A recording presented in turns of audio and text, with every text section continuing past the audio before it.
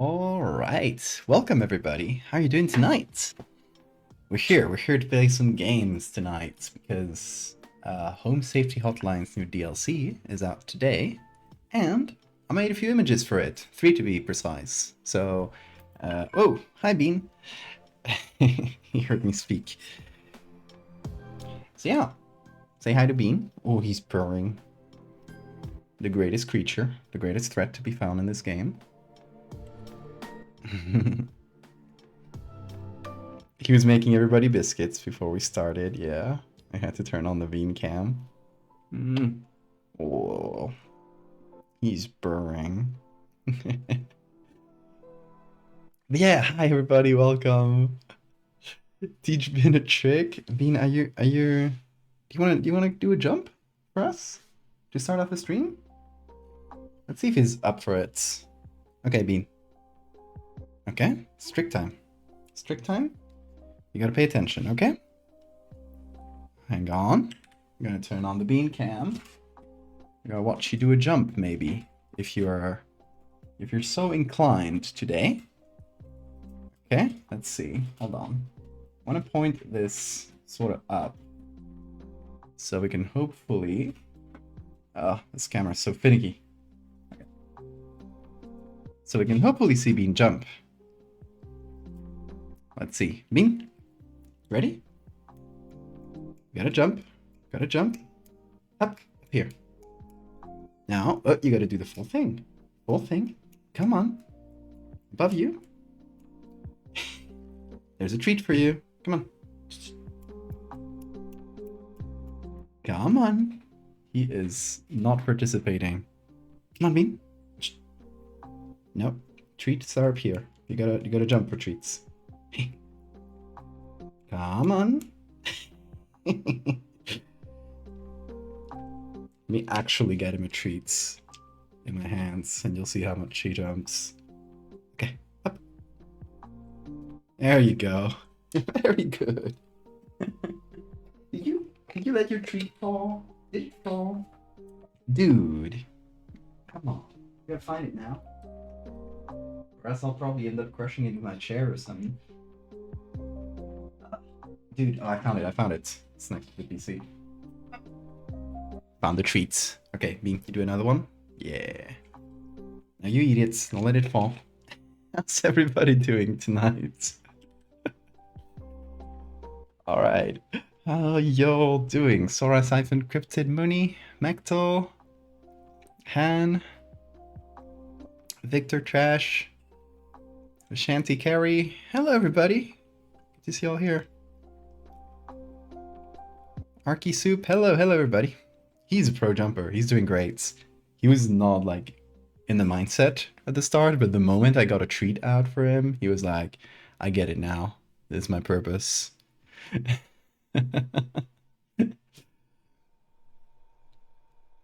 He's like, bitch, I know you're holding them in the other hand. So the thing is, I started out just holding the treat in my hands. Very good, Bean. I started out just holding out the treat in my hand, and he just had to get the treats. And then I started just removing the treat, so he only had to jump to my hands. I do this. Very good. And he gets the treat after. So, like, decoupling the two. Ouch, he bit me. Decoupling the two behaviors, or the two things. So he knows he'll get the treat, but he has to jump first. And I first want him to just, like, reach out and jump like this. But eventually I wanted to, like, do full jumps. So I can, like, I don't know, make him jump on me or stuff like that. I think that would be fun. But, you know, baby steps. He's very long, yeah.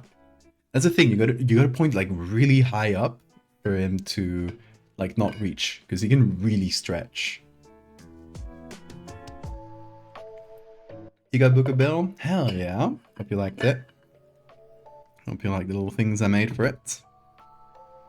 I did make art for Home Safety Hotline, specifically the DLC that came out today. It's called Seasonal Worker, and it's a Christmas-themed DLC, which is really funny that they released it in September. I think it's an amazing move. Nobody expected that, and I love it. You make it jump on your shoulder? Not always. He kind of has to be in the mood, but he'll lie down on my shoulders very often. Also, check out the new drip. This is an official The Thing t-shirt made by Cavity Colors, and it is the artwork is by Q, by my friend Q, at Leslie Q Art in social media. I'm gonna plug him here. Go check his out. Go check out his art. It's fantastic.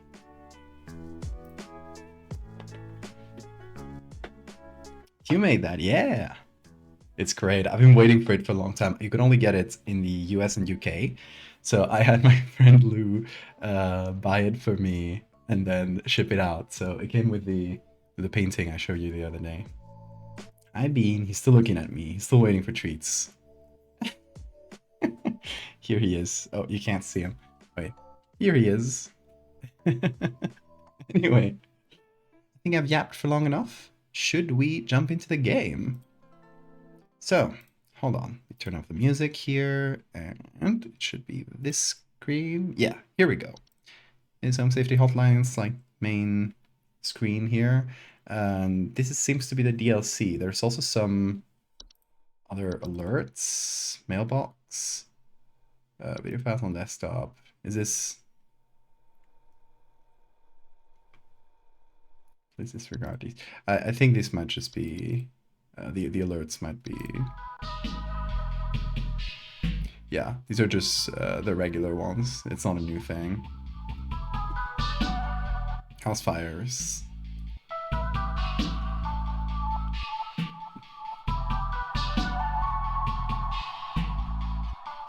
So you get the vibe of the game. Metamorphosis. Okay, so essentially, in this game, we are working at a hotline for home safety. So it's people calling in because they have some kind of emergency or something going on at home, and you have to tell them, like, essentially like correctly diagnose the problem they have. And it starts out pretty mild with some regular things like rats and black mold and frozen pipes or fires, you know, common household things. And slowly it starts getting weirder and creepier, and it starts introducing a bunch of weird creatures that you can get at home, and anything, strange curses. And yeah, the new DLC is right here. We already played through the main game. If you haven't, you'll probably get the vibe of the main game through the DLC.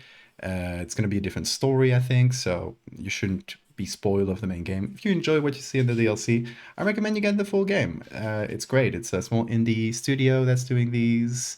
Yeah, they could do with the support. All right, so let's boot up Seasonal Worker. See what's in store. Oh, the Christmas music.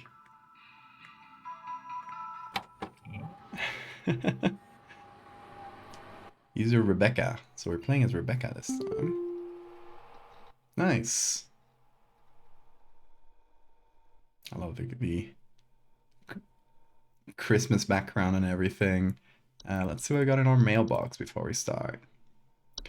HSH Corporate says, welcome back. Rebecca, all of us here at HSH are ever grateful for your annual service during one of our busiest and most vital work weeks. While we only get to experience your talents for 1 week every year, we just want you to know you are highly valued here and an important member of the HSH family. Best of luck this year, Rebecca. We're all counting on you. Best HSH Corporate. Rodney sends us a message. Rebecca! Dog! I hear you. Hello, I'm here to backseat game. Not really. Thank you so much. 39 months, goddamn. Welcome, welcome.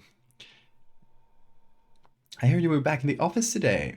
Yeah, you aren't going to forget about coming to say hi to your best pal Rodney for my tea, are you? I know you wouldn't dare forget. Remember, I got serious dirt on you, dog. Some of us actually remember last year's Christmas party. XD. Anyway, glad to have you back. See you around, Rodney. Okay, so Rodney is kind of our friend. HSH Observatory says Daily Twilight Report, 12/22/96. This takes place in 1996. If it wasn't obvious by the vibes. I wonder if the DLC has different new creatures. Yeah, why would they need my services for if they didn't? Okay, HSH Observatory says phenomena first started in Nunavut at approximately 4 in the morning. Estimated proximity is around 300,000 miles, or this many kilometers.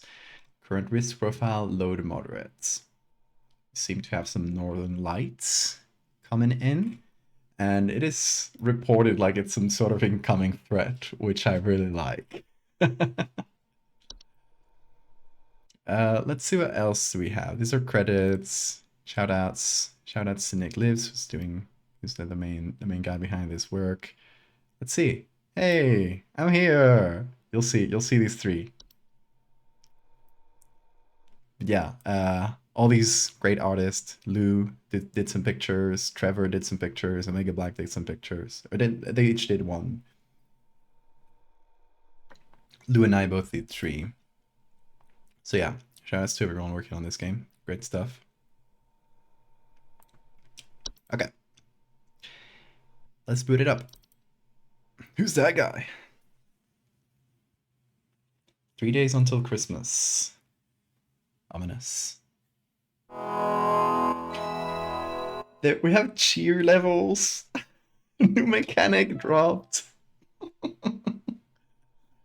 Oh my god, we have to keep the cheer levels up.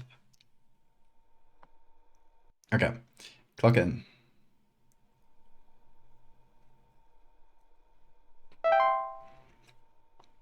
All right. So, it seems like. Oh. Okay, let's hear it out. First caller. Oh, it's Carol. Carol, it is good to have you back in our employ, Rebecca.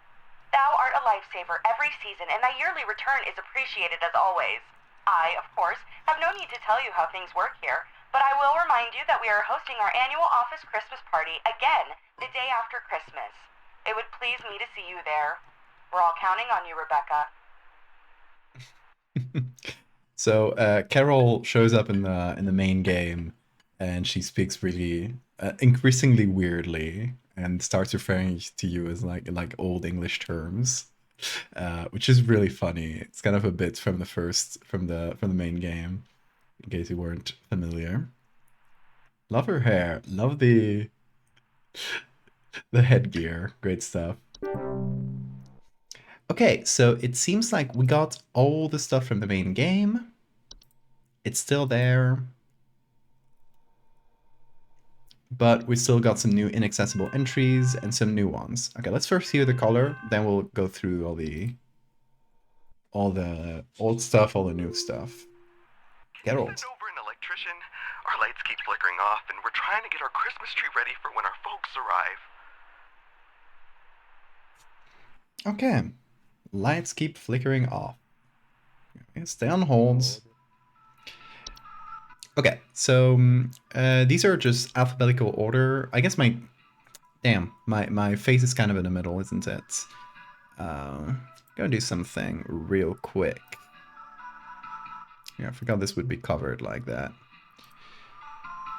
Let me do. Hold on. Transform. I'm gonna flip myself horizontally.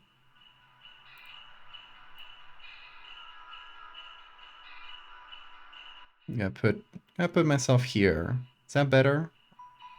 I should cover things less, right? I'll move myself around if needed. Okay, but now you can actually see the list of things. These are, I don't know if all, but at least a lot of the things from the initial game, which the ones that don't have new are in the base game. Okay, so we can check out a few. I'm not going to read through all of them, but that way you can get the vibe. of what we got in the main game.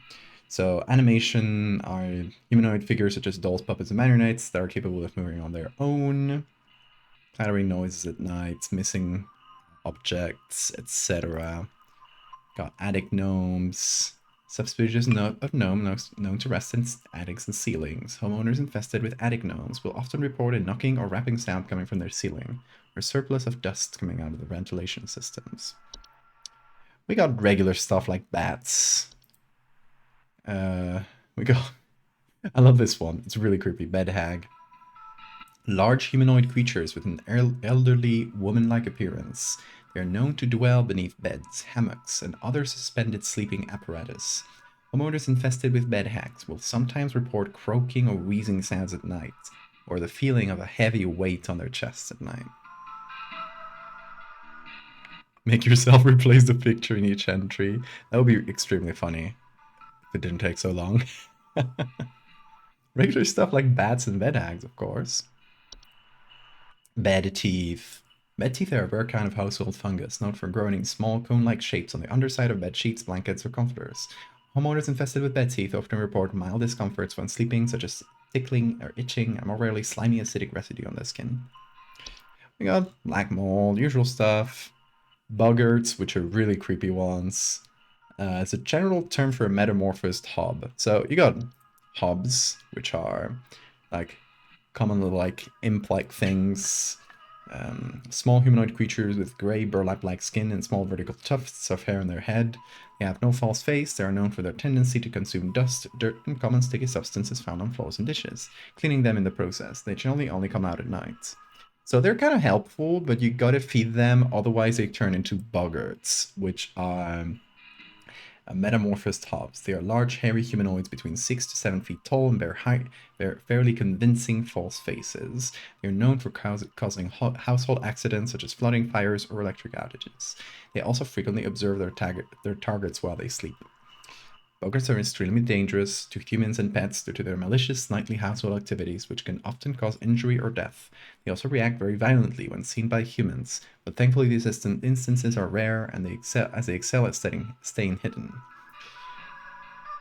Do not under any circumstance refer to an active boggart by any name. Once you become aware of its presence, simply vacate the premises. Provided you do not speak to the boggart at any time in any fashion, it will remain in its original location. Creepy stuff. I think I have one of those. Hopefully not the boggarts, or you're fucked. The bed hag's just trying to make sure you get a good night's sleep. Closet labyrinth are large twisting networks of tunnels that are known to occasionally appear inside of the closets or wardrobes of wealthy homeowners, or left behind in homes once owned by the wealthy. Homeowners with closet labyrinths will often report missing clothes or the sound of distant cries coming from their closets. So we got hobs, we already checked those out. Dorcha is a really creepy one, we never see it. Dorcha is the one who delivers. Homeowners experiencing Dorcha can only report feelings of immense dread and the sensation of being followed or pursued. They may also experience visions of a great lurking shadow. Dorcha will deliver that which it seeks. There is no coming back from deliverance. Dorcha is otherwise harmless to humans it does not seek. To be sought by Dorcha is to be found by Dorcha. If you or a loved one are sought by Dorcha, it is advised to grieve and find peace through acceptance. I love that one. Okay, so we got some of the vibe. There's also like some medical stuff, which I like. Fey flu, for example, is a rare and dangerous disease commonly spread by household Fey. Symptoms of Fey flu include headaches, fever, eye discoloration, seeds taking root in skin pores, and blooming. Fey flu is rarely fatal, but it can have long-lasting effects on the lifetime health of an infected human. Long-term symptoms commonly include dizziness, fatigue, monocolored vision, deliriousness, and endless dreams. There is no cure for Fey flu. However, one can take precautions against it by keeping a clean, Fey-free home. Okay, let's check out some of the new ones though, because I want to see what we got. We got antler growths. Oh, cool one. Antler growths are a family of fungi known for growing in tall antler-like arrangements, most often seen growing on decomposing humans or mammals. Sufficiently large growths can often induce motor movement in their hosts. Antler growths are not dangerous on their own, but the movements they induce in their chosen hosts can often result in hazardous behavior towards living creatures in its vicinity, such as clawing, grabbing, or biting. To prevent antler growths from occurring during decomposition, it is advised to burn the remains of the deceased or to otherwise bury the deceased at least 6 feet beneath the soil to ensure maximum safety from potential hazardous behaviors. We got avalanches. We got some normal stuff too, I guess. Audio sample. That's what an avalanche sounds like. Avalanches are large quantities of rapidly moving snow, usually occurring in steep slopes environments such as mountains or hills. Homeowners experiencing an avalanche often report shaking, thunderous sounds coming from above or sudden burials. Avalanches are highly dangerous to most mammals or humans caught in their wake, as direct impact will often instantly crush or maim soft-bodied creatures. Avalanches can also quickly bury or blockade entrances or windows to a home, burying those inside and potentially leading to asphyxiation. The first sign of an avalanche, homeowners are advised to stay indoors, preferably away from windows, and wait for the avalanche to pass. If buried, homeowners are advised to make contact if possible and await rescue. Homeowners can increase their chances of survival by refraining from burning away precious oxygen by starting fires or screaming. Did my camera freak out? Oh boy. Hi, Bean. Come over.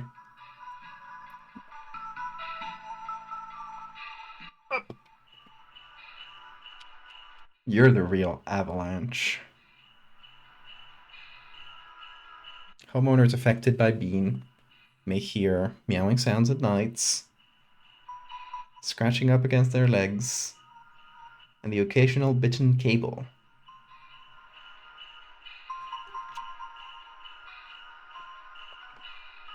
Some black blobs appeared on my face cam. Oh god, I was infected by the black blobs. Okay, what else do we have? We have a clock? Cloche? Cloche? I don't know how to pronounce that. Let's say cloche. Sounds fancier. They are large circular stone formations known to appear around homes during the winter. Homeowners with cloche often report clear skies, a feeling of instability and sinking. Cloche are highly hazardous to homes and their inhabitants, as the ground in the center of the formation will gradually sink lower until a deep pit is formed, damaging a home's foundation in the process and preventing homeowners from leaving. Homeowners wishing to prevent damage to their home are advised to seek the aid of the one once conducting the cloche, bring in either an offer of gold or their firstborn child. If no negotiations are possible, it is advised to vacate the home as soon as possible.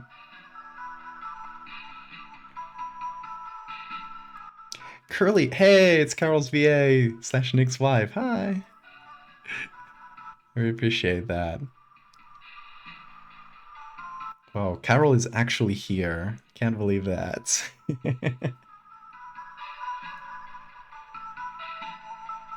Hey Rose, I did make art for Home Safety Hotline. Let's see if it's already unlocked. We're going through all the new stuff from the DLC. Okay, dwarves. Oh, these are fun. Okay, let's see what they sound like.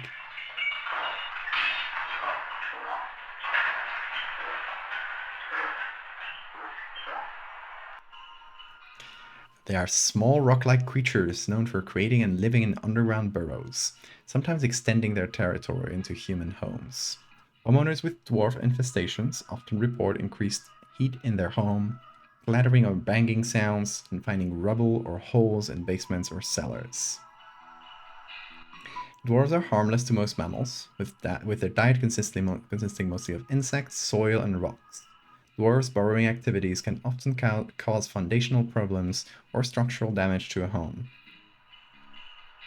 Dwarves can be dissuaded from tunneling into a home by placing clippings of parasitic plants such as mistletoe or rattles in and around cellars and basements. Active infestations should be handled by HSH Pest Control Services. Bean, you're still looking at me. You wanna jump on? Jump on. Come on. Oop. You gotta push. There you go. You can't let me do the all the effort, my dude.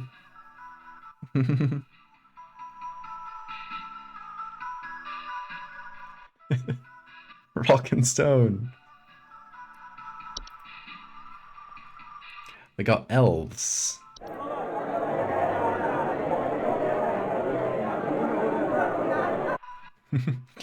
Elves are humanoid creatures with pointed ears that often inhabit large-scale human social gatherings under the guise of being forgotten friends, family, or acquaintances. Homeowners who have made direct contact with elves often report headaches, nausea, or lightheadedness. Who's the elf here? I say her. She's creeping me out. Elves are known to lower the immune response of humans they come into direct contact with, often leading to the contracting of a variety of illnesses, resulting in long-term hazardous or fatal consequences. To prevent or minimize contacts with elves, it is advised homeowners do not interact with anyone they do not recognize as social functions, especially those claiming to have a history or personal connection with them. It is also advised to keep social functions to a minimum, or to closely supervise the attending parties to prevent unwanted intrusions. I really like this take on elves as a sort of like weird social parasite. That's really smart. Okay, we got False Carolers. That one's by Trevor.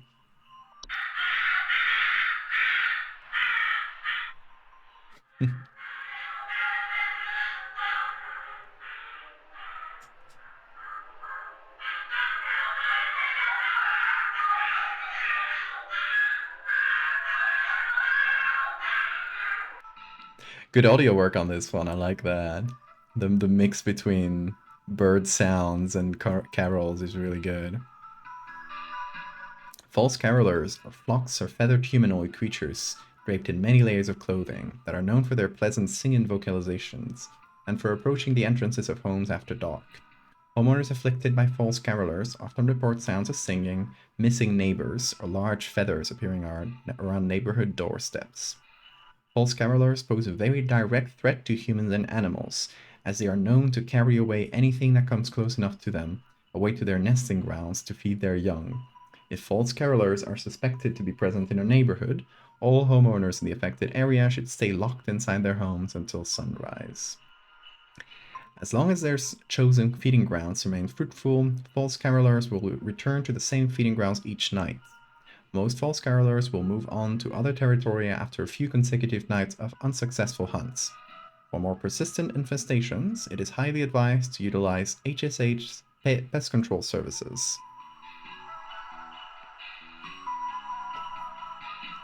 The pest control service is just Bean. We just throw him at the birds. He'll eat them. Hey, Wen.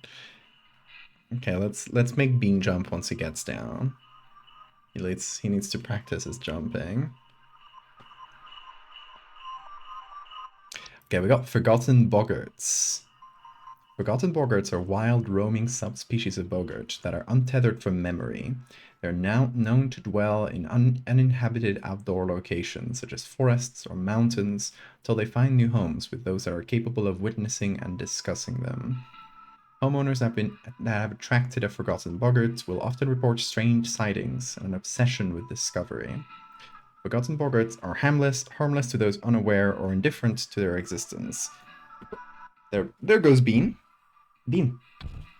Let's do a jump, shall we? Okay. Oh, Bean Cam is on top of me. Here we go. Okay. Bean is right here. Let's see. Very good. Ouch. He bit me. Let's see how high we can make him go. Okay. Can you go here? Come on. Come on.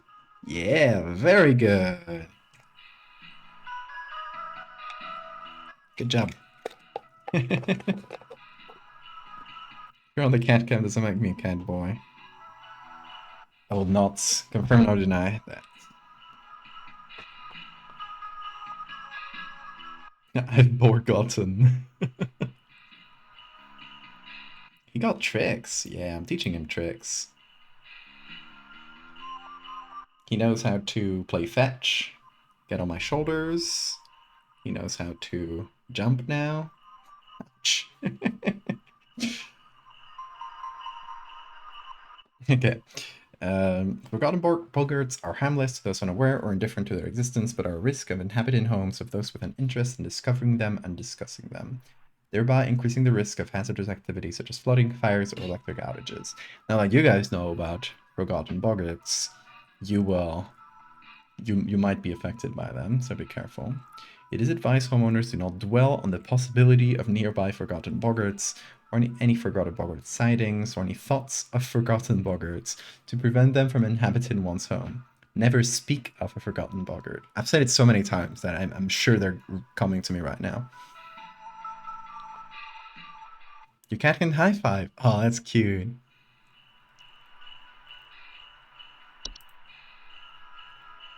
The Horde. Oh yeah, I remember that one. That's from the base game. Invisible, odorless collective consciousness that is known to collect and store large quantities of common household refuse.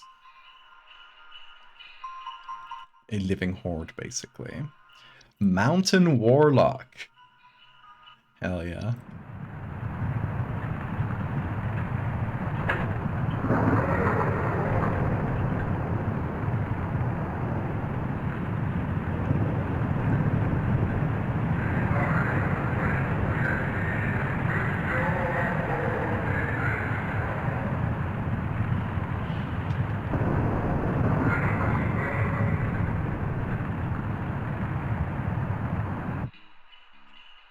He doesn't want to come. Mountain warlocks are humanoid creatures resembling elderly human men. They're known to lie dormant in their high elevation domains until the winter solstice. Upon waking, their thunderous vocalizations can be heard from miles around. Homeowners affected by mountain warlocks often report echoes, rumbling, shaking, or occasionally avalanches. Mountain warlocks are highly territorial and pose a direct mortal danger to any humans or animals that settle or wander near their domain.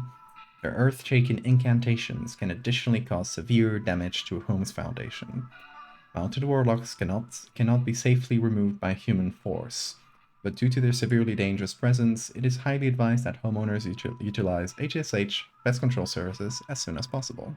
I love that this is considered a pest. We got pine sprites. Cute. Look at the little faces.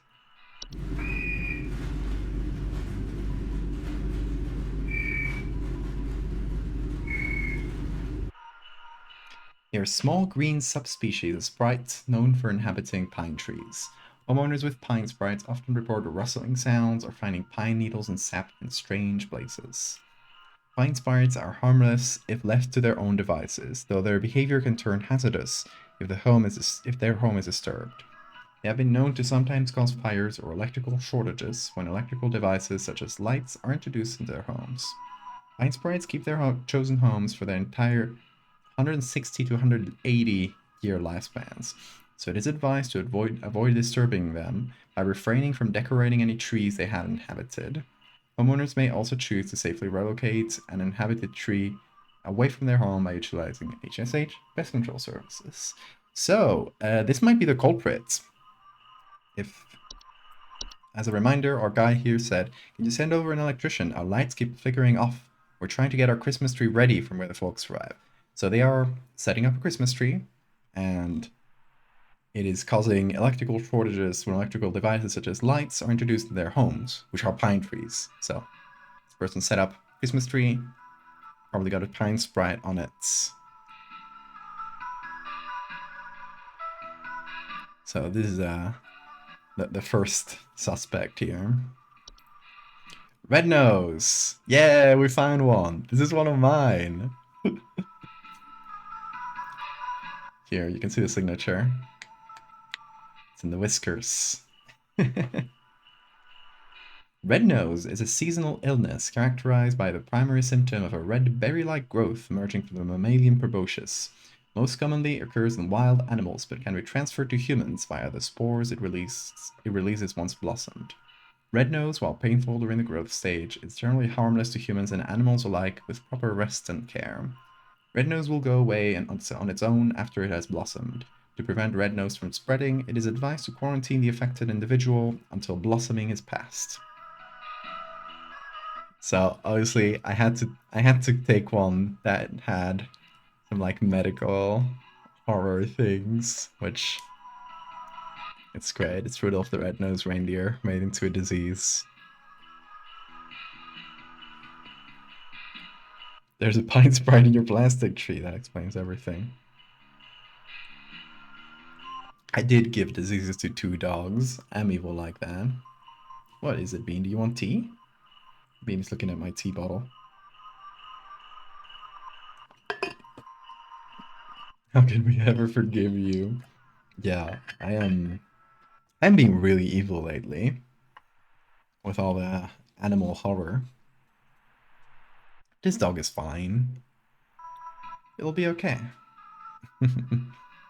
Okay, we got sinking foundations. Sinking foundations are structural problems in a home's foundation with a wide variety of causes that can lead to homes becoming damaged over time, or eventually sinking and collapsing entirely. Homeowners experiencing sinking foundations often report cracks in walls or ceilings, uneven floors, or drains not working properly. Sinking foundations present a severe and mortal danger to both a home and its inhabitants, as their instability and eventual collapse can cause a wide variety of hazardous situations to those entrapped within. Homeowners with sinking foundations are highly advised to immediately utilize HSH foundation repair services to prevent further damage or collapse. The situations may vary depending on the root cause. And setting up bean cam, as I read.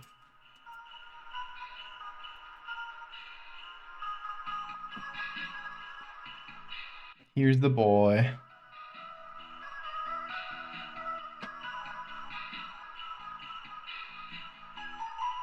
What else do we have?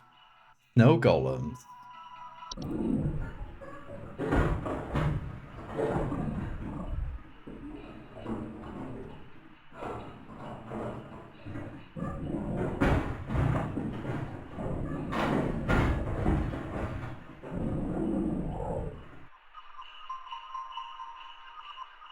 Sweet potatoes, thank you for the follow.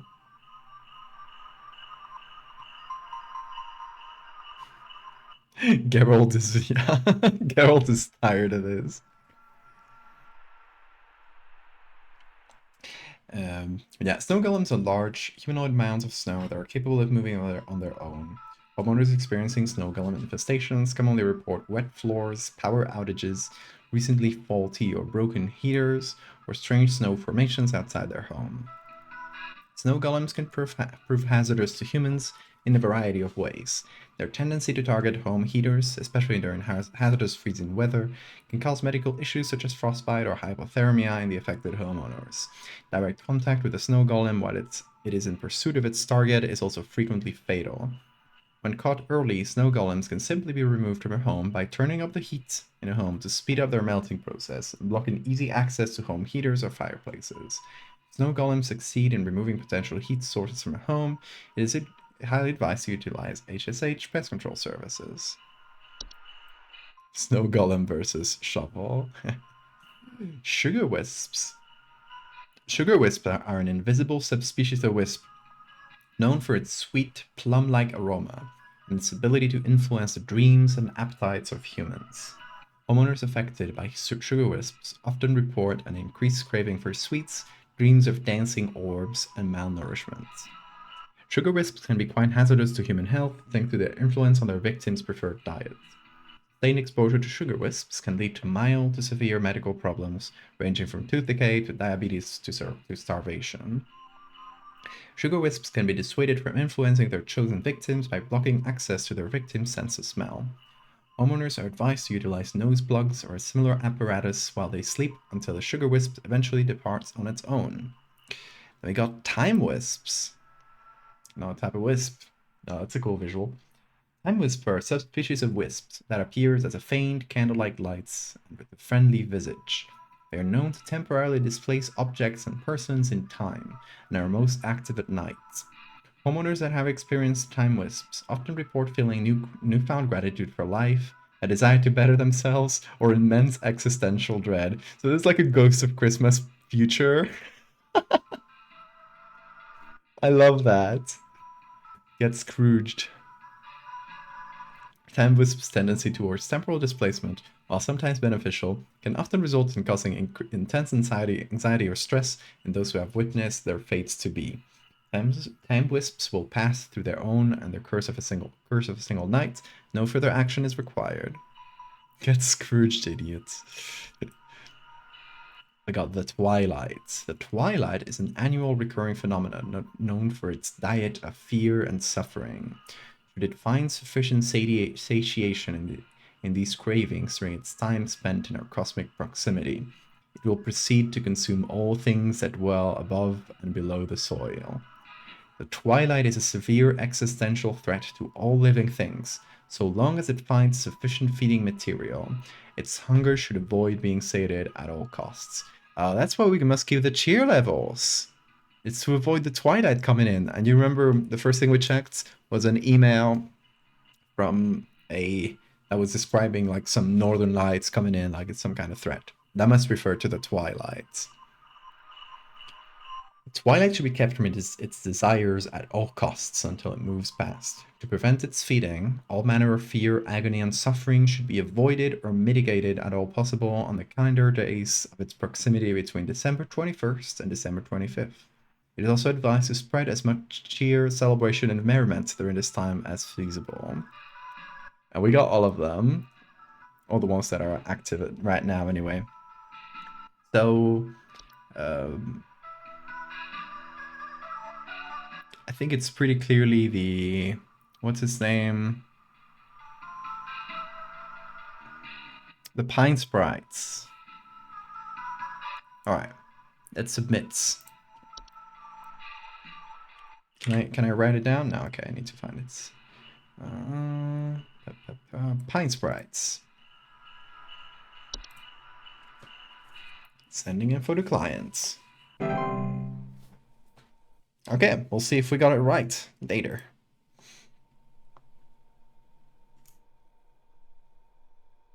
What if this happened to you but your future was really innocuous? What exactly? I mean, that would be really funny.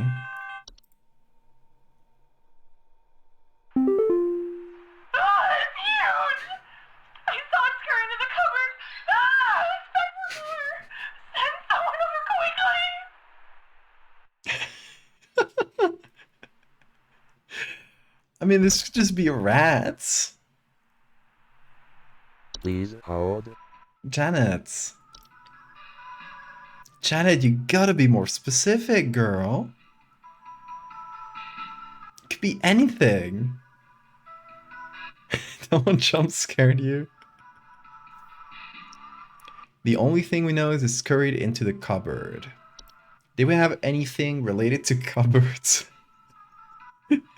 Could be a raccoon, yeah. Clearly an avalanche. God damn it, Janet. You're killing me here. We gotta keep the cheer levels up. You're not helping.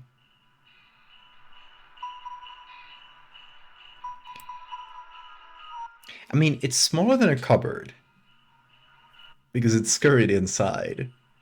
And the word scurry makes me think of rats and rodents or like little things.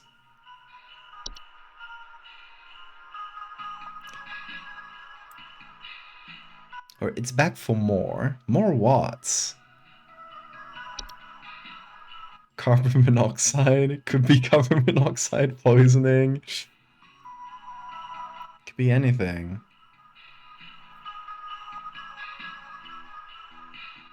I would say it's just a mouse or a raccoon. They can't all be supernatural.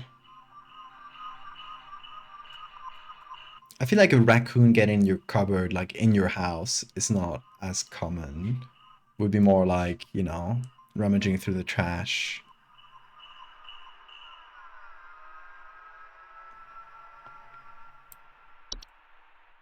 And again, we got a lot of things from the base game that has been so long since I played it that I could just have forgotten a very specific one this could fit. Like, hey, I literally clicked on one that said closets or cupboard. Okay. Kobolds are 5 foot tall humanoid creatures with dog-like faces that are known to burrow into dark rooms or storage closets and make them their home. Broken floorboards. Kobolds are harmless to humans until they are discovered, at which point they will often lash out violently to protect their home, causing injury or even death. Discovered kobolds will attempt to lure humans into their space by poking their dog-like heads out from behind corners and whimpering.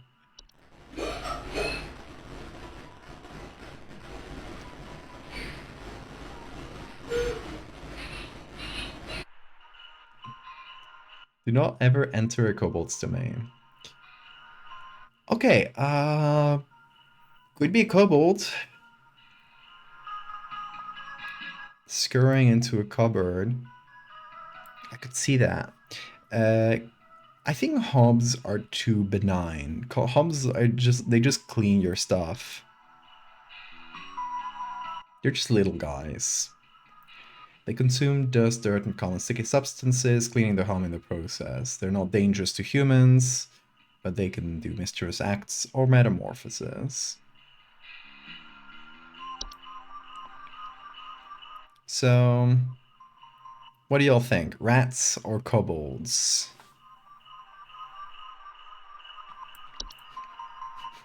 Could be a house spider, for all we know.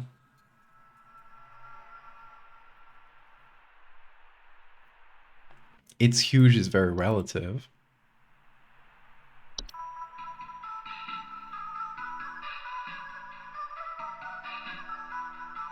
They're back for more dirt. Okay, do we have rats? No, we just have mice or raccoons. We also got puka. In the shape and likeness of a household pet. No, that wouldn't fit. Was there any noises in the call? Good call. Let's see. It's huge! I saw it scurry into the cupboard. Expect for more! Send someone over quickly! That did kind of sound like a mouse. It's huge! I saw it scurry into the cupboard. Expect for more! It does a little, like, eek sound. Oh, stop. There we go. So I'm gonna go for mice. That was a squeak, yeah. Okay. Let's go for mice. They can't all be weird things. Sometimes it just be mice. Good thing of rechecking the recording. That was where the real clue was.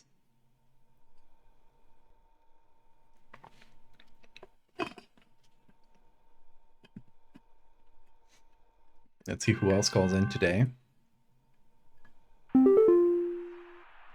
I think some kids are building some forts on our property. I'm looking at a bunch of big tall mounds outside our house, just coming from about every angle. I need someone to come and take these down for me. I'd do it myself, but I'm currently recovering from a back injury after slipping on something wet in my living room this morning. Oh. Something wet in your living room. So I got two options. We got the cloche, or whatever it is, which are big mounds. Large circular, they're made of stone. Okay. But the whole slipping on something wet in the living room makes me think these are snow golems. Something wet, cat threw up, exactly. Snow golem infestations commonly report wet floors, strange snow formations outside the home. So this person doesn't mention snow, which is our misdirection here. Looking at a bunch of big tall mounds outside our house, coming from just about every angle. Don't mention what the mounds are made of, but It gotta be snow golems. Having an entry for rat and mouse would be a bit much. Yeah. It's, for simplicity, it makes sense.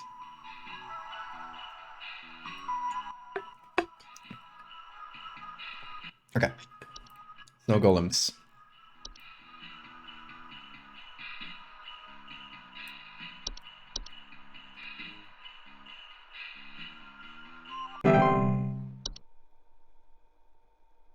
See what else we got today. We're killing it, I think. We haven't got any callbacks from people. Because when you failed, at least in the base game, when you failed something, they would call you back and say, basically tell you it wasn't right. Hey, Chester. The wild man is real. I've seen him. I've seen him. I know you people know about things like this. I know what you really do. I have photos. We can get these out in front of the public. The people need to know. Please, help me get this out to the world before it's too late. I know he's been tracking me. Forgotten Boggarts. Right? It could also be the Warlock. The Mountain Warlock. But the whole, like, obsession with discovering it makes me think it's a Forgotten Boggarts. Let's reread that. Please hold. F. Forgotten Boggart. Bro has photos. Forgotten Boggarts. They're wild, roaming subspecies. They look like wild man. This guy might be describing. They are known to dwell in habitat or other locations until they find new homes with those that are capable of witnessing and discussing them.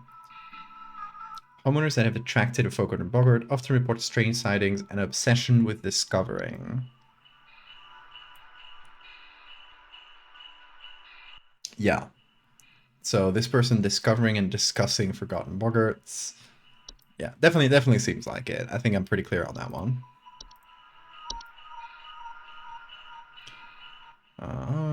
Where's the F?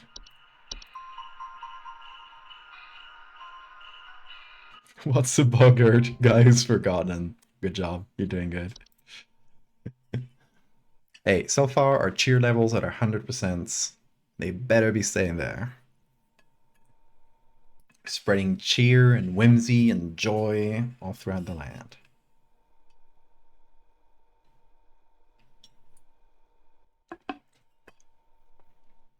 Okay, let's see what else we got. Hey, Carl.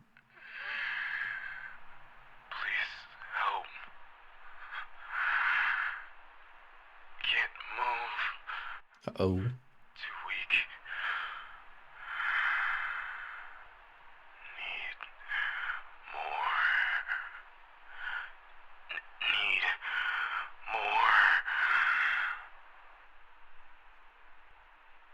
more. More what? Candy? I'm thinking it's a candy one, yeah. It's like, it could also be, you know, they're suffocating because they got stuck in an avalanche and they got no air. Could be that they're freezing to death because they got their heaters taken down by snow golems, but we just got snow golems, so thinking in gamey ways probably isn't. Boycott botulism. You should have called the hospital, yeah. Please hold. Please hold.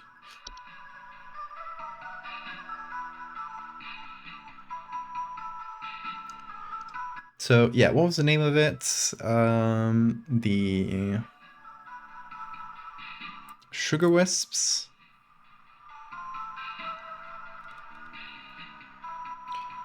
Influence the dreams and appetites of humans.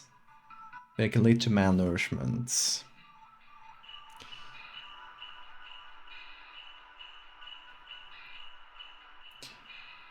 Ranging from tooth decay to diabetes to starvation. So I think this person might be starving and they're thinking need more, because they feel like they need more sugar.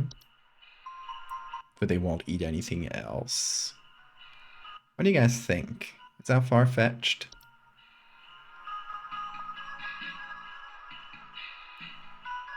Bro's teeth, yeah. Raccoon. Frozen pipes. Gotta be frozen pipes. Hey, this is a Christmas-themed DLC. If there are no frozen pipes, I will be so angry. It just comes at this point.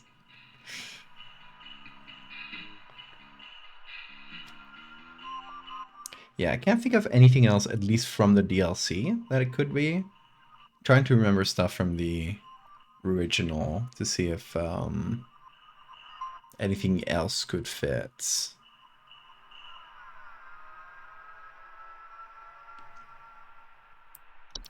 Fey flu? No, because it was pretty mild. Fey flu.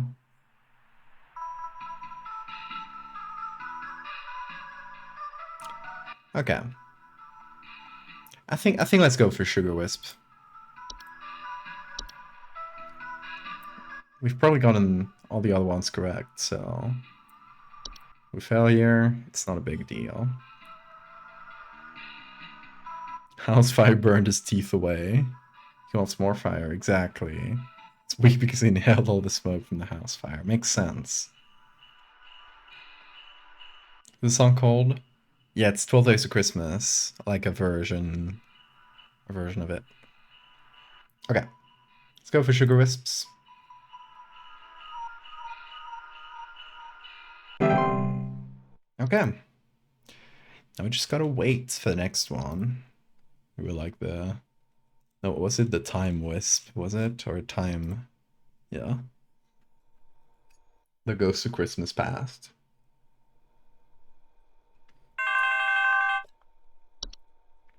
Okay. Tony. Yeah. So, there's strange noises coming from our basement. I don't know what's down there, but I can Dwarfs. hear it scurrying around, Dwarfs. making little scratching noises at night. I don't dare go down myself, but my wife said she found little round pellets or something down there. Could also be raccoons shitting. Feeling jolly right now. Yeah, we're in the Christmas spirit. My wife. Please hold. Okay, so first impression is dwarves.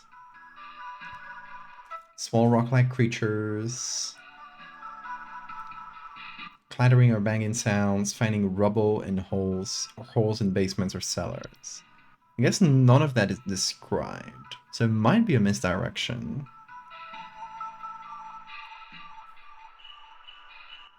Little round pellets sounds like some animal shitting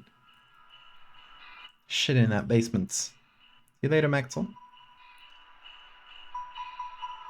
Go take that dog on a walk.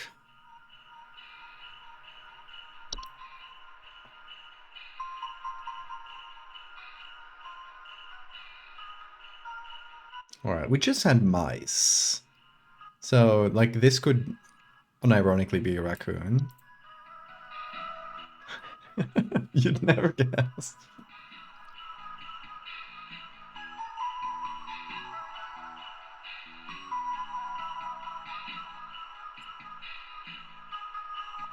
I don't really know what raccoon infestations are like. We don't have raccoons here in Europe.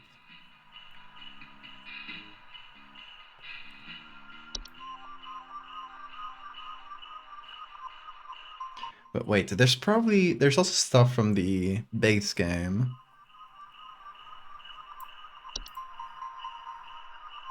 That could make sense here. This one makes cracks. The fracture hob. But doesn't make sense with the scratching noises at night. I'll say these are already much more difficult than ones in the base game. I mean, yeah, makes sense that they would up the difficulty. after they're already kind of familiar with the game. We're gonna raccoon in our basement, just our trash can. Yeah, makes sense.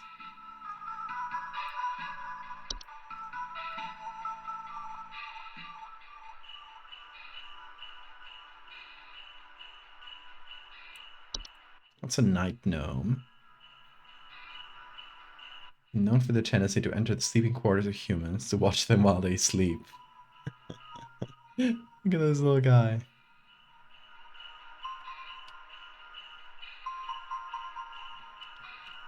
Whew.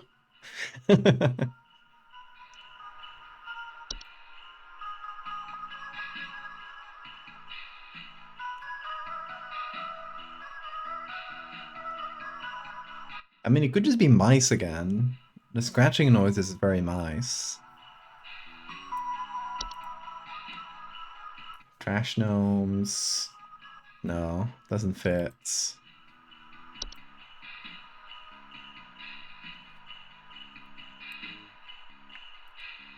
Oh, we should think about trolls. The trolls are from the base game, but they are during the winter. They're described. So during the winter, they will deflate their bodies and to fit inside homes and steal warm materials, such as blankets or articles of clothing. Missing clothes, shrill sounds of air escaping in the middle of the night. Let's remember that in case it pops up. Yeah, the pellets is very much like mouse shit. They would say it if it was poop. Maybe they don't know. Little round pellets is.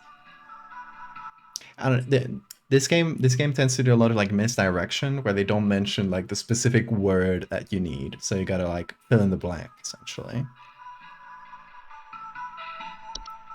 Anyway, it's maybe this is a DLC thing where they know we know how the game works, so they could put the same answer twice, like in the same day, just to fuck with you.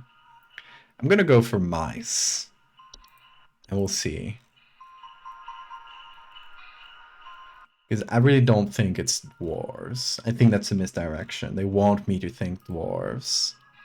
But I think mice just makes the most sense. But we'll see.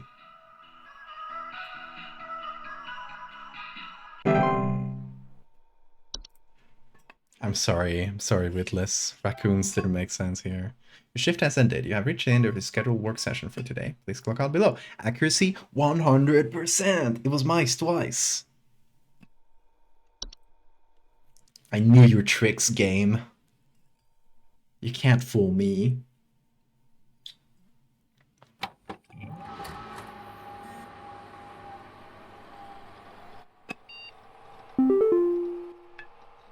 Okay. Got a mailbox. Rodney, our friend Rodney from IT says, check this out. Dude, did you see this yet? Everyone keeps forwarding this to me. I can't tell if they're taking it seriously or not, but either way it's hilarious. Thought you'd get a kick out of it. Forward. Important. Send this to 5 friends immediately. Stop! On this day, December 23rd, 25-year-old Alice Prairie fell into a lake and drowned while ice skating. If you don't forward this to 5 other people by tonight, you will drown in the next lake you visit. I love that Rodney is like forwarding it as if it was a funny thing, but I think deep down he believes in it.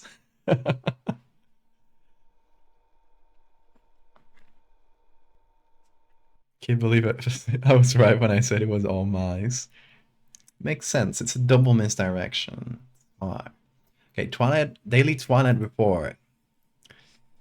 Phenomena sighted in Manitoba at approximately 1200 hours. Estimated proximity is around 100,000 miles. It was 300,000 yesterday. So it's coming in quick. Current risk profile moderate. Okay, gotta keep the cheer levels up or we will all die.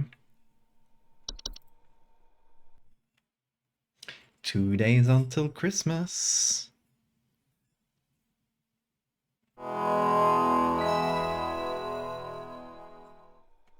Check in for a second day.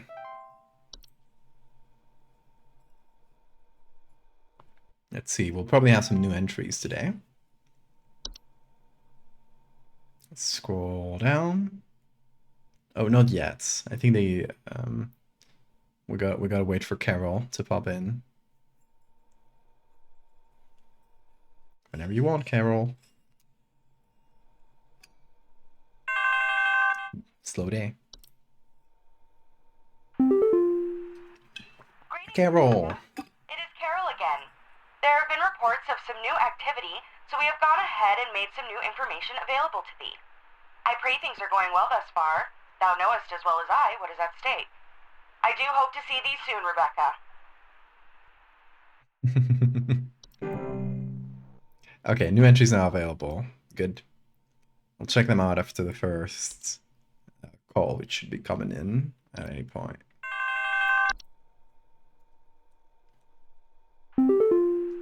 Hey, Christine. We need someone to come fix our windows. I fear there's a terrible draft coming in, and I wouldn't want anyone at my second family gathering to catch a cold. I'm hosting at least 20 additional family members, and I need this place locked tight for their sakes. I've already caught something dreadful during our last hosted function, and I don't intend for it to happen again.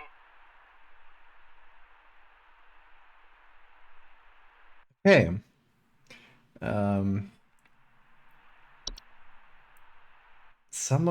Something fix our windows. There's a draft coming in. I'm thinking elves, yeah, but because of the gatherings thing. But what about the windows, though? Please hold. Okay, for now, let's read all the new stuff because we might get some clues there. Frost wisp are a subspecies of wisp that commonly take on the appearance of semi-translucent crystallized orbs. Homeowners suffering from frost wisps often report shivering sensations, a chill in the air, or in otherwise warm places, and sudden lingering thoughts of their own mortality.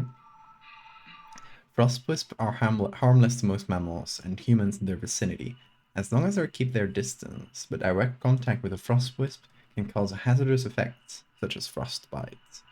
Frost wisps, funny words to say, will remain in a home so long as homeowners continue to linger on dreadful thoughts such as mortality or the prospect of decomposition.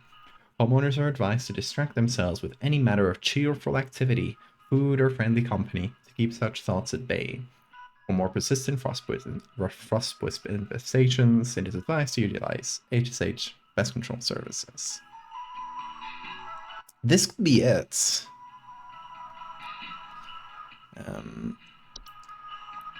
Terrible draft coming in. I thinking about people catching a cold. Already caught something dreadful during our last hosted function. Like, she's thinking about disease all the time. She mainly talks about disease. So, frost wisp, words. It does make some sense. I think this could be a good option. Let's check out elves, though. Where are they? Here. Humanoid creatures with pointed ears that often inhabit large-scale human social gatherings. Headaches, nausea, or lightheadedness. Already got something dreadful during a last hosted function. Okay. So it causes sickness. Yeah, they lower the immune response of humans they come into contact with. So I still don't know about the sensation of cold she has, because it doesn't really mention that. That kind of confuses me a little bit, but it does fit elves really well.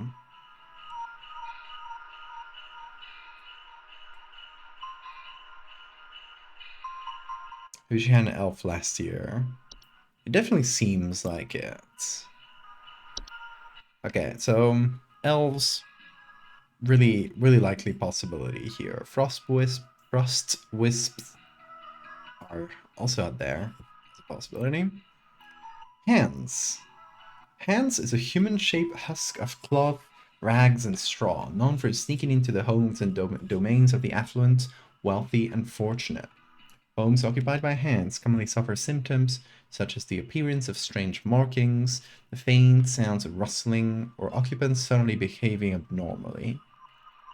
While hands does not directly harm those who cross paths with, hands can negatively impact the lives of homeowners should he complete the process of occupation.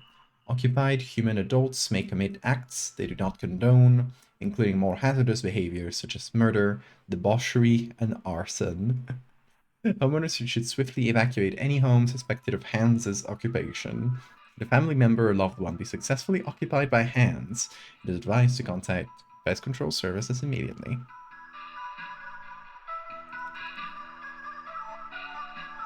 Hell's fire! Lucy. Lucy? Lucy.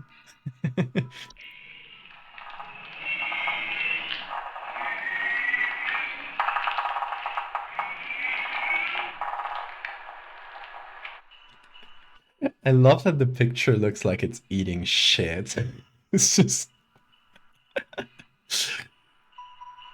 face first onto the concrete.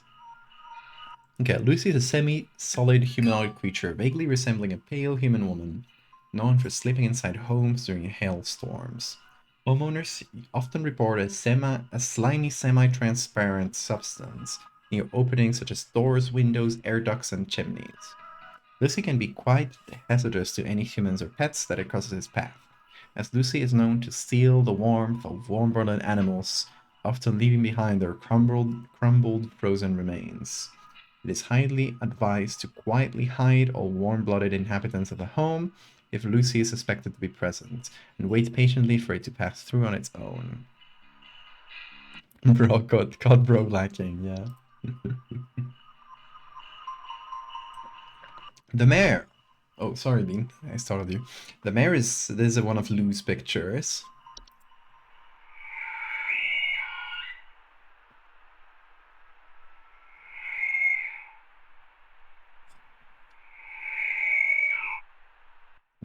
Cool sounds. The mare is a skeletal, horse-like humanoid, draped in a variety of tinsels and fabrics. It is known for its distinct song-like screeching and its tendency to approach the entrances of homes after dark.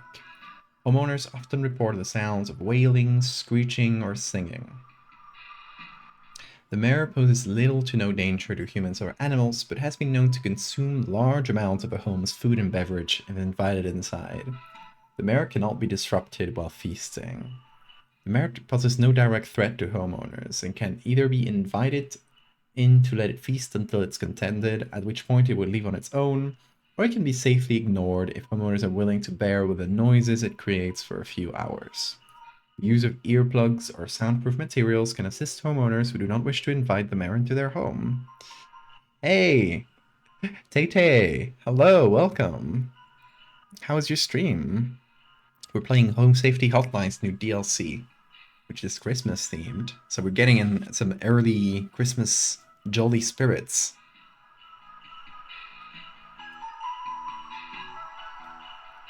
Welcome, folks. You just finished playing the DLC. Hell yeah. So I made some of the images for the DLC. Here, I'll show you the ones we've unlocked so far. It's I think it's Red Nose. Yeah, here it is. I made this one, and we still have two that are yet to be unlocked, but of the ones we've unlocked, I made this image.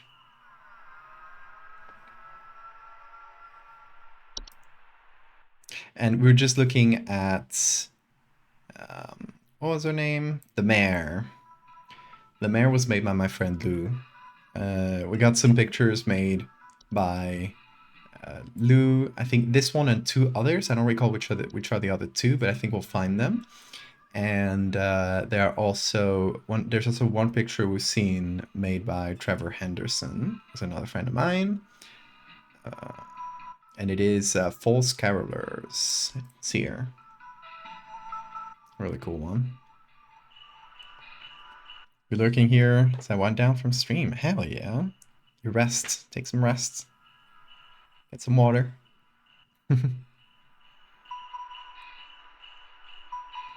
A Christmas DLC in Halloween adjacent territory. Brave.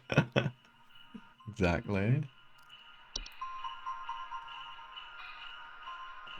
I was really excited when he worked on this TTRPG I like called Triangle Agency. I haven't heard of it. I should check it out.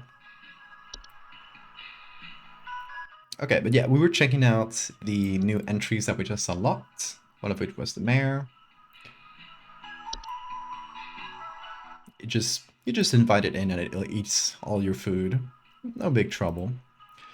We also got the ogress. Oh, that one's cool. Ogresses are large, 8 to 10 foot cave-dwelling creatures, typically only active at high elevations during the winter. Homeowners typically do not experience an ogress directly, but rather report other consequences of its presence, such as Yule Men or Yule Cat.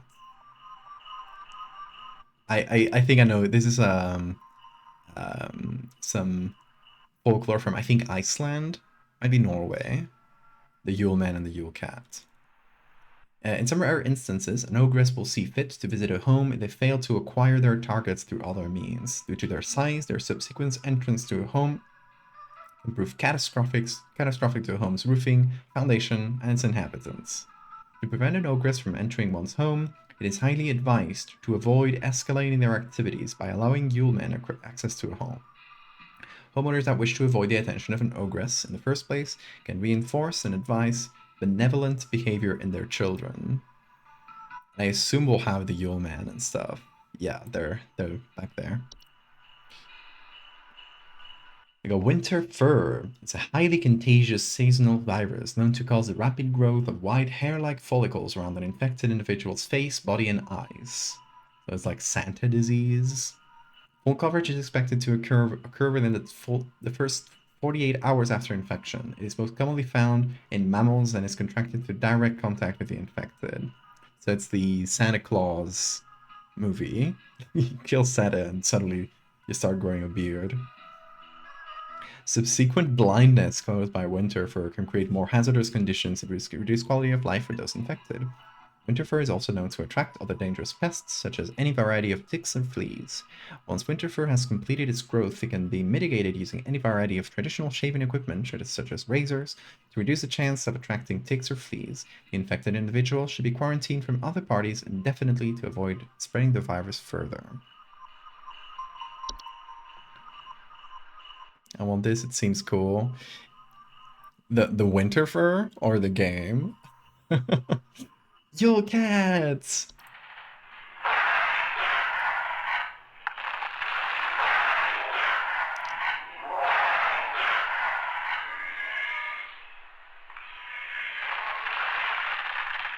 Are they shooting at it? Yule Cats are large feline-like creatures known for prowling populated, high-elevation areas during the winter. They feed primarily on various textiles and fabrics.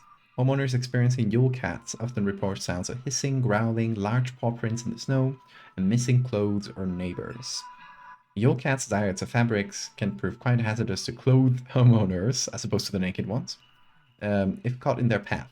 And due to their size and speed, most human adults and children will not survive these sorts of encounters. Yule Cat's strength also allows them to easily break into homes in search for food if sufficiently hungry, damaging doors and windows in the process. If a Yule Cat is suspected to be active in the area, homeowners should take a quick action to leave out a variety of fabrics and textiles within a safe distance outside of the home. It is advised to deliver these fabrics completely unclothed. That's really funny. Hey Bean, he's just like you. I got the Yule Goat. On a toast. Yule Goats are goat-shaped apparitions that can sometimes occur in a home during the winter. Homeowners experiencing Yule Goats often report strange coincidences, citing shapes of goats throughout the house and imagined sounds of bleating. Yule Goats are not directly harmful to humans or animals, but their prolonged presence can often cause paranoia or sleep deprivation in affected homeowners, which can sometimes lead to careless household accidents, such as fires. As soon as a Yule Goat is suspected to be present in a household, a humble offering of wheat and straw can be made in appeasement. For more persistent infestations, it is advised to use pest control services. And the Yule Man, finally. Let's hear him.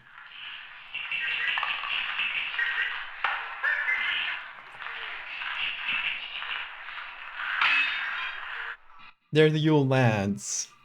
Yule men are a subspecies of gnome that appear as small, hairy humanoids with pointed craniums that are most often seen traveling in packs of 13 or more. Homeowners infested with Yule men often report broken windows, stolen food, sounds of clattering and giggling, and more rarely, missing pets or children. Yule men are harmless to human adults, but can be a safety hazard for household pets that are small enough to eat, and human children who have attracted the attention of an ogress.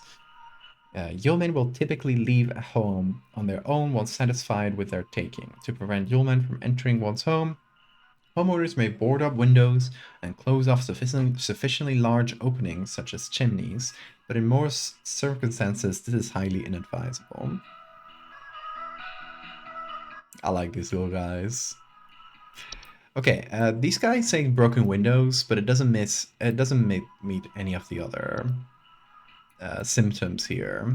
So I think it gotta be elves, right?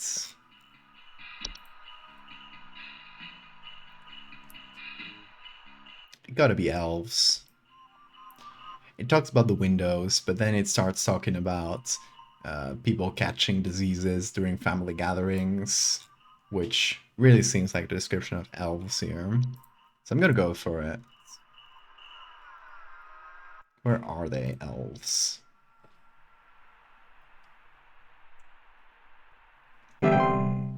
Okay. Let's see what else they got for us.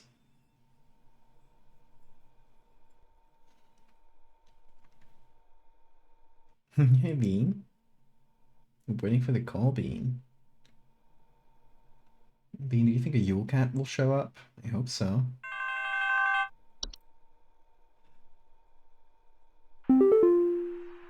Charlie? God, I'm dead! I'm dead and I'm only 33! Please say I can change this! Please say I can change it! Okay. This guy believes he's dead. There's the... what was it? Something sprite. Frost Wisp, sorry.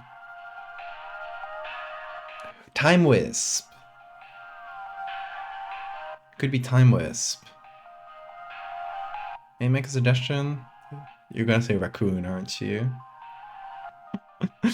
It could be Bro got Scrooged, but this one makes people have constant thoughts about their mortality.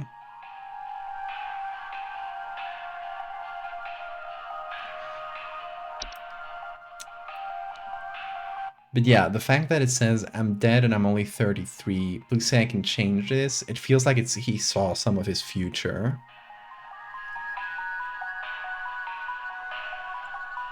I thought he meant dead in a metaphorical way. I was like, you gotta give us more than that. Time Wisp gives existential dread, yeah. Yeah, I'm thinking Time Wisp. You guys are right. Immense existential dread. Yeah, the way he words it, it makes it feel like he knows he's gonna die. And the saying like, I'm dead at 33 is, you know, he's not 33 yet. He's been shown his future. So I guess it's that. Oh, let's give that a try. Time Wisp. I'm dead. Skull emoji.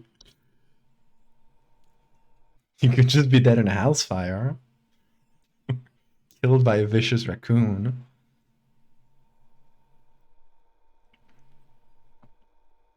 Raccoon will get him at 33.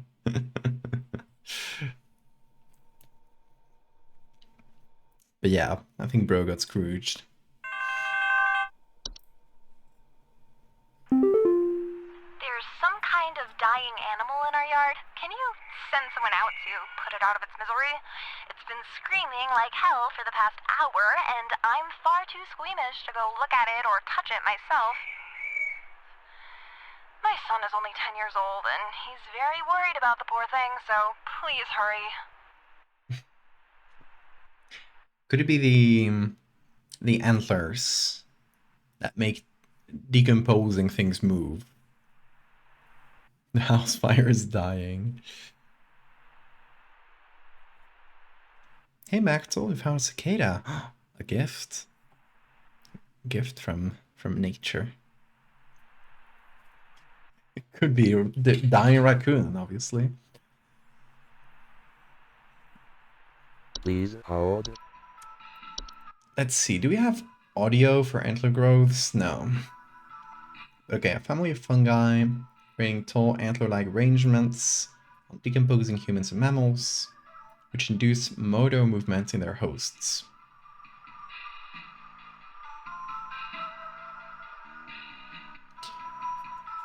Does it say that it makes them scream behavior towards living creatures, such as clawing, grabbing, or biting? Burn the remains, bury them 6 feet underground.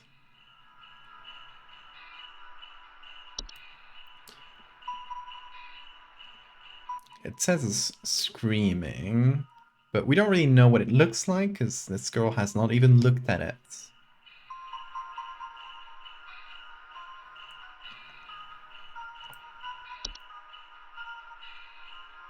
Do we have anything else this could be?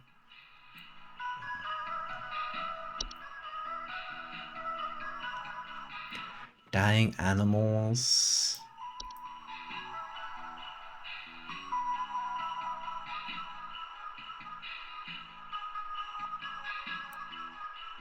Maybe it's just a baby. Could be.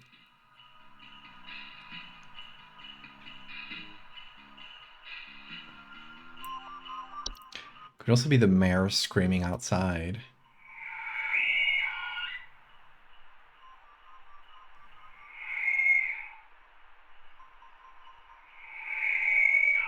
It makes these very shrill sounds, and if we listen to it again... There's some kind of dying animal in our yard. Can you send someone out to put it out of its misery? It's been screaming like hell for the past hour, and I'm far too squeamish to go look at it or touch it myself. Listen. My son is only 10 years old, and he's very worried about the poor thing, so please hurry.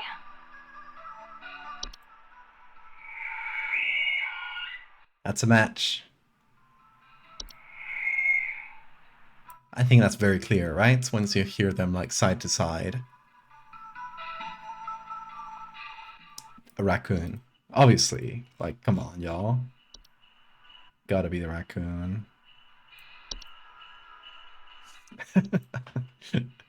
No, but the mayor. It's a good misdirection to make us think about a decomposing animal first, but she hasn't even looked at it. She just knows there's something screaming outside. Where is this? Oh, I guess M? The mayor? Oh yeah, the mayor. There it is.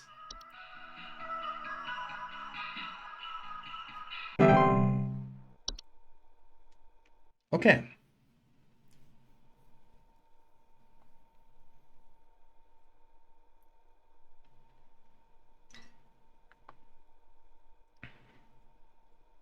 Something laid eggs on it? Yeah, maybe put that cicada back outside. You invited the eggs into your home now. Hey, Holly. I think Betty's cat is on the prowl. I need someone to come put that beast down. First, Betty doesn't show up to the PTA meeting this week, and now it seems her cat is on the loose again, leaving its disgusting feastfuls of feathers behind on neighbors' porches.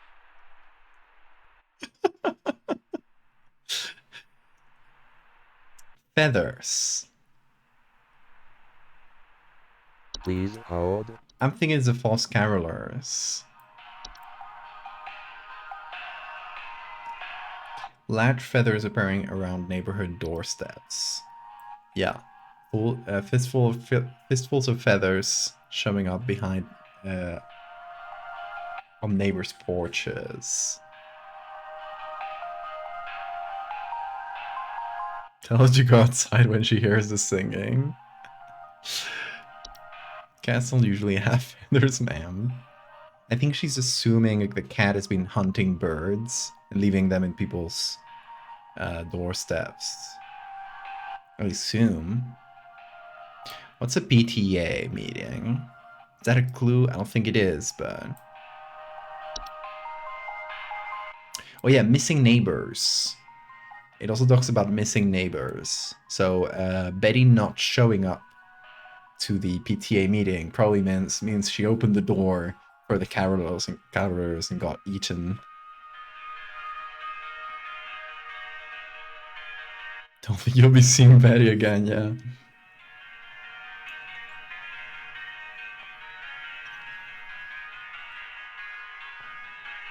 Oh, Bean. Good stretch.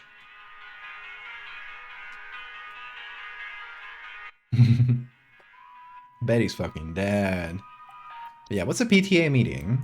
I know this is false carolers, but I need to know. False carolers. Wolf Witchery, thank you for the follow. Let's see what else they got. I hope one of my pictures gets a case for it. So far we haven't had any with red nose, but we got 2 pictures that have not been revealed yet. Parent-Teacher Association, thank you, Witless.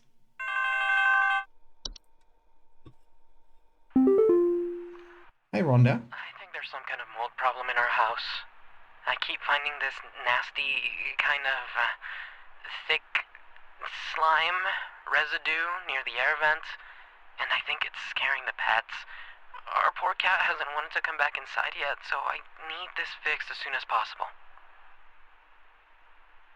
Nasty, thick slime. That makes me think of that slimy beastie. What was his name? Lucy.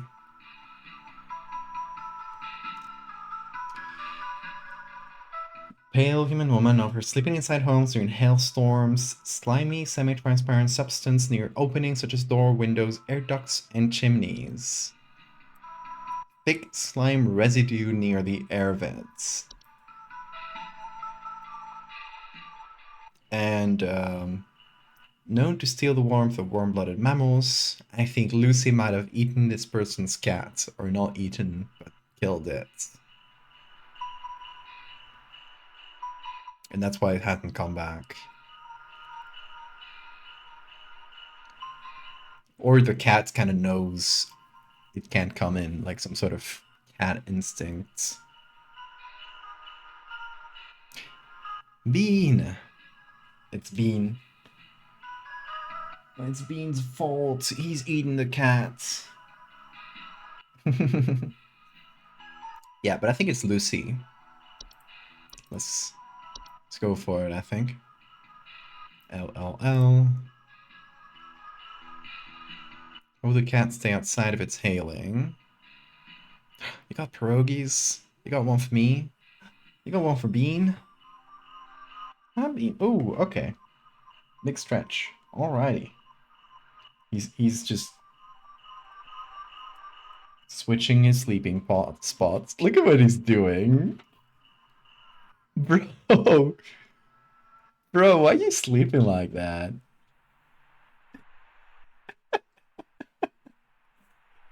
What's going on? Dude. Hold on.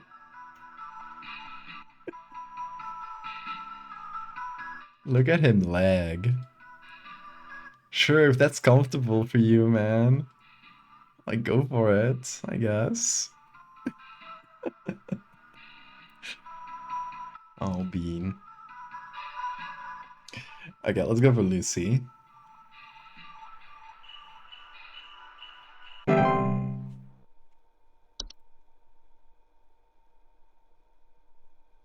Outside cat owners are just like that.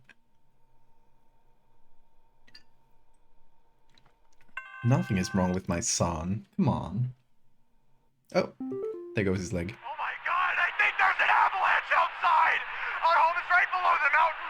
Please send someone over before it's too late! I think that was a house fire.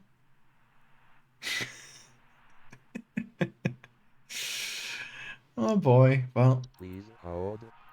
I don't think I can help this guy a lot. They're fucking dead.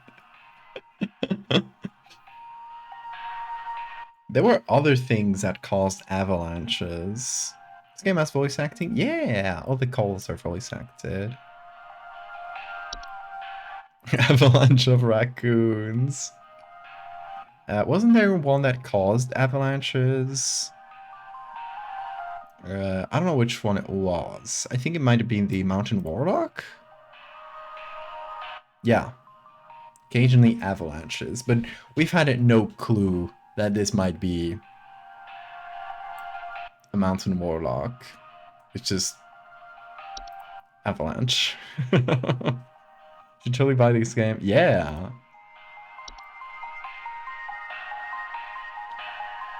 Who's the DLC? So you're gonna get the base game. You're not getting any spoilers.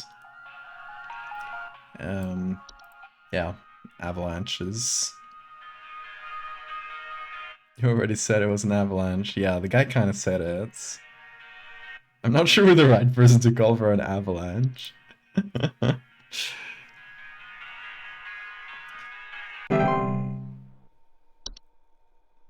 But they decided to call us, so we'll just tell them, yes, this is an avalanche you have.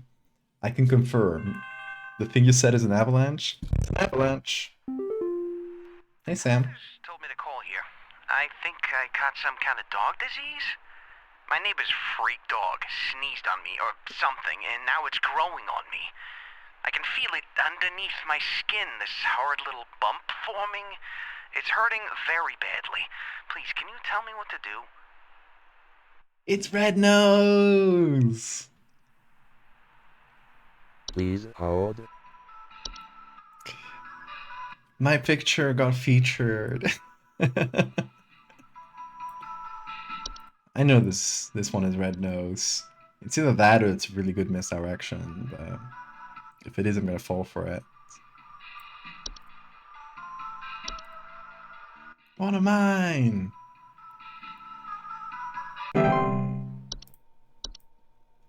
For those that didn't see it, it's my picture I made for Red Nose.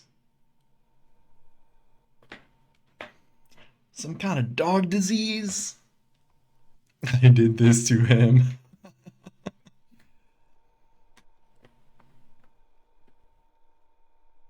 Read the entry to us. Let's wait for the call, because we'll definitely get interrupted by the call in like a second. There it is. Let's see the next call, then I'll read your Red Nose. Hey, Steven. Someone is coming into my home.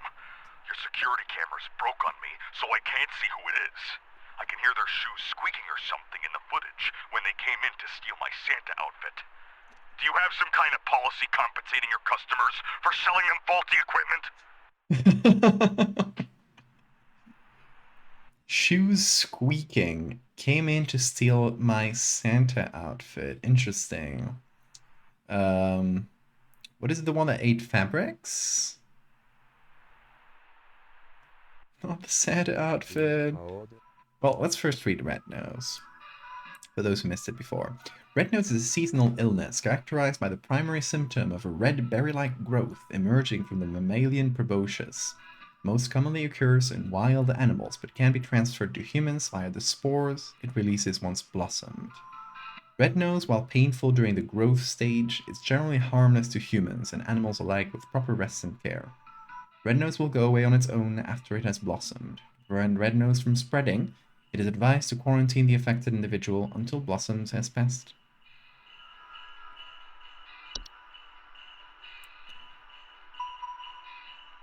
Oh wait, squeaking. We said it before. The troll. 12-foot tall nocturnal creatures not seen in the home. During the winter, they will deflate their bodies in order to fit inside homes and seal warm materials such as blankets or articles of clothing. Homeowners infested with the troll frequently report missing clothes or claim to hear the shrill sounds of air escaping in the middle of the night. Hear their shoes squeaking or something.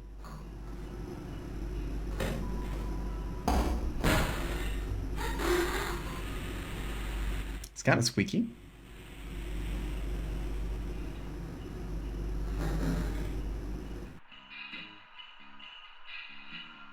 I think it's a troll. And it's good that we checked some entries from the base game, because this is not a DLC thing. This one is from the base game. But yeah, the Yule Cats, I think it is. They feed primarily on various textiles and fabrics, so it eats clothes. But the whole thing about shoes squeaking, it doesn't match the Yule Cat at all. So I think it's a troll this time.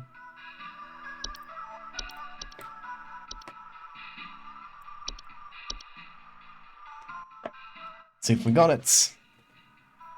I want to find out how difficult this game would be to mod. Yeah, could always... Oh! Your shift has ended. Accuracy 100%! Not a single fail. We're killing it, y'all. But yeah, King, if you wanna, like, I don't know if there's already mods for this game, if people have already done try that out, but I could always, if you need to, ask the devs. Hell yeah, I haven't failed a single one yet. I'm goated right now. No raccoons. I don't think we'll get a raccoon in this one.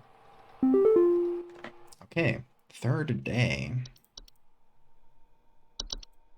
Come on, there we go. Rodney. Hey, Rodney. I don't know if you've heard already, but the pest control department has been panicking and sending up vans all morning. I think something big might be going down. I know you have a lot on your plate already, so I figured I'd give you a heads up. Also, happy Christmas Eve. Hope you've been good this year, winky face. I don't like Rodney. I don't like Rodney. I think he's trying to flirt with me. Daily Twilight Report. Phenomena sighted across North Dakota at approximately 2 in the morning. Estimated proximity is around 50,000 miles or 80,000 kilometers. Within active feeding range. Current risk profile, moderate to high. Cheer levels should be closely monitored. It's fine, we're keeping cheer at 100%. We're doing this. I'd also want to check what happens if you fail everything and keep your cheer very low. What would be the fail condition? Maybe after we finish the DLC, we might just do like a quick run through failing everything. We just say house fire for everything. Okay. One day until Christmas. Alternative, you can help petition the development to incorporate my patented cryptid crab with a hat. Raccoon spam.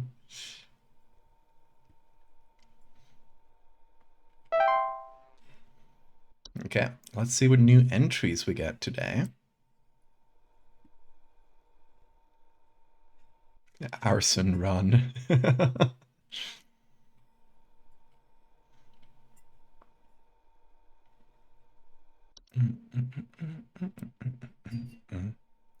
Okay, where's our girl? Where's Carol? There she is. Oh! Hudson here, Who are you? HSH Pest Control. Listen up. The Mouse King is loose, and it's our understanding he means to stir up trouble of the Yuletide variety. My boys are working around the clock to find him and stop him in his tracks before things get too hairy, but sometimes things slip through the cracks. Little things, if you get my meaning. If you hear anything strange, let us know as soon as you can. There's new data coming your way. Read it carefully. Keep those eyes peeled. Hudson out. Mouse King is back. The Mouse King. The giant rat that makes all the rules. Okay, let's check out the new entries. Belsnickel. This one looks like loose, but I don't know. Okay, let's hear the first call. We need someone to come check our house for damage. I think I felt an earthquake last night. And this morning, I noticed those godless Hendersons across the street crying about something with the police. So I'm fairly sure whatever happened must have been enough to damage our property. An earthquake. And the godless Hendersons. crying about something with the police. So something happened to the neighbors. I think I felt an earthquake. What could that mean? Well, in any way, let's check all the new ones. It might be one of those.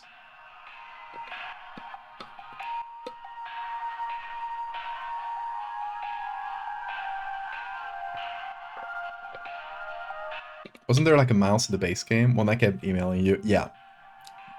I don't know if that has anything to do with the mouse king. We haven't heard anything about a mouse king yet, Mechtel. So it's news to all of us, the existence of this Yuletide creep. The bellsnickel is a human-shaped, pine-based life form that is known to visit on winter nights, adorned in animal furs and a wooden mask bearing a friendly visage. Homeowners experiencing a bellsnickel often report break-ins, finding berries, sap, pine needles, or scratch marks on the floor, or dead pets. Bellsnickels do not pose any mortal harm to humans they encounter, but they are known to occasionally lash out at those they perceive as wrongdoers. Their presence can be highly hazardous to any furry mammals or pets in the house, should they require more pelts. The berries they occasionally leave behind are both safe to eat and delicious. Bellsnickels will usually pass through a home and move on to others by the end of a single night. Multiple visits to a single home are rare, but more persistent visitations may be a sign of troublesome moral activities occurring inside the home. Have you seen all of your art in the game yet? No, just 1 out of 3. We're still on lucky entries, yeah. I welcome our rodent overlord. Me too. Oh, sounds good, Cass. Hope you enjoy it when you get it. I don't think Val would ever need to call the HSH. Bean protects the house well enough. I'm pretty sure this house is haunted. Did I tell you guys that? Yeah, this apartment we're currently living in used to belong to a priest. And he died here shortly before we moved in. Like, I want to say a month before or something like that. So, the funny thing is, we live pretty close to a cemetery where the guy is buried. So, I'm like 90% sure his spirit is still around. Violent death? No, he was very old. Just natural death. You might have frozen pipes. You want private Holy Ghost. Yeah, we gotta pray to keep him away. Yeah, every time Bean seems to hear a noise or something like that, we say it's a priest ghost. What do you think is haunting the house? Just died very recently. I don't know. Maybe he left some unfinished business. Maybe he's some godless family moving in. Okay, the gift hag. I love the image. A humanoid creature somewhat resembling an elderly human woman with a smiling face covered in soot or soil. It is known to quietly slip into homes during the winter and often leaves behind trinkets such as makeshift dolls, wooden idols, or sharp twigs and rocks. The gift hag and its gifts are mostly harmless to humans, though careless play with sharp rocks and twigs can often result in human children injuring themselves. If homeowners wish to keep the gift hag from entering their home during the winter, they may choose to close off access to the home's chimney. Okay.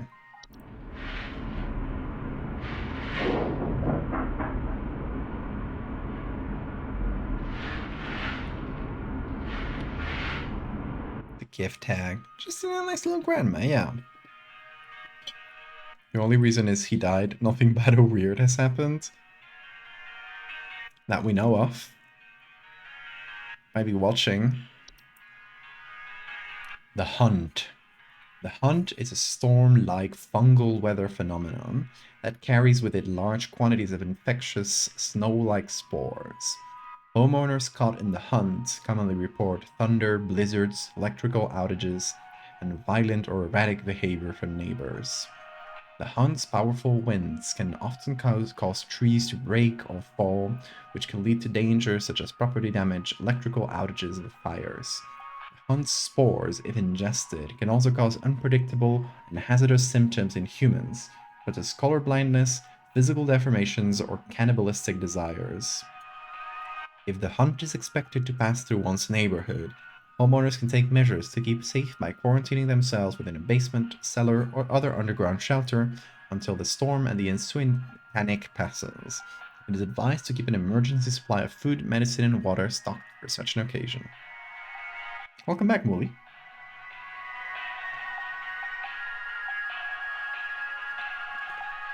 Should play that Spanish Catholic platformer again and see if hunting activity crops up. Even blasphemous. The Spanish Catholic platformer. Love that.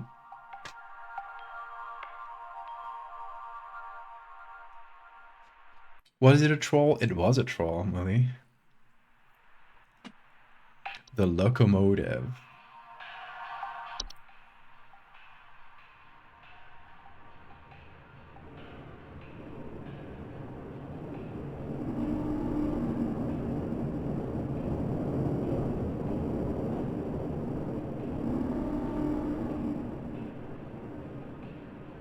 Is this a Polar Express reference?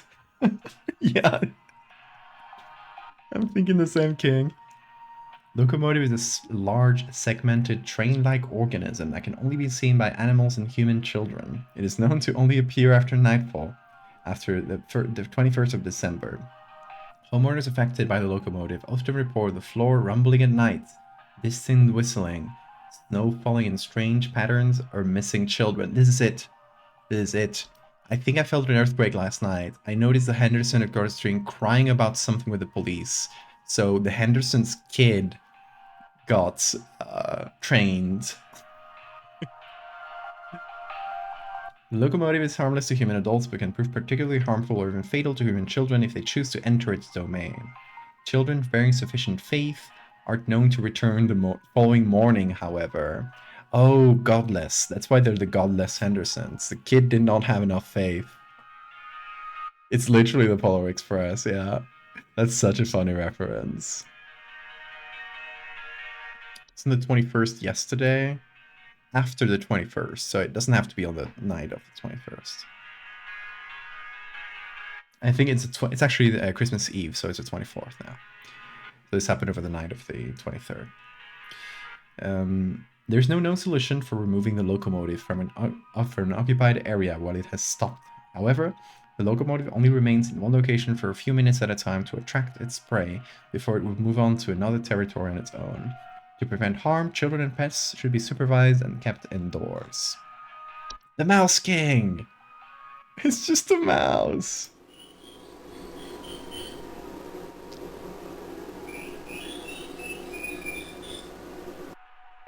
What has it been? Did you hear the sounds from my headphones? It's not a real mouse, dude. You can sleep. The Mouse King is a prominent member of a traitorous clan of mice, known for recruiting and leading them in nefarious activities such as riots, heists, and assassinations. Homeowners with the Mouse King often report sounds of squeaking, scratching, and seeing strange mice behavior, such as mass coordinations or attempts of communication. That's what we got 2 mice at the start. That's why it appeared twice. I was not crazy. It was a Mouse King activity. All pledge allegiance to the Mouse King. The description is wild for that picture, yeah. The Mouse King poses an incredible threat to all living things, and its destruction should be immediately prioritized. The Mouse King should be stopped at all costs, by any means necessary. Homeowners are highly encouraged to use lethal removal methods, including but not limited to mousetraps, toxic sprays, sharp implements, or any licensed firearms. If homeowners would not oblige, they are advised to use pest control services. I think it's a reference to the Rat King from the Nutcracker. Yes, I was thinking exactly that, Magdal. This is one of mine. The Perchta, or Perkta? I don't know how to pronounce it.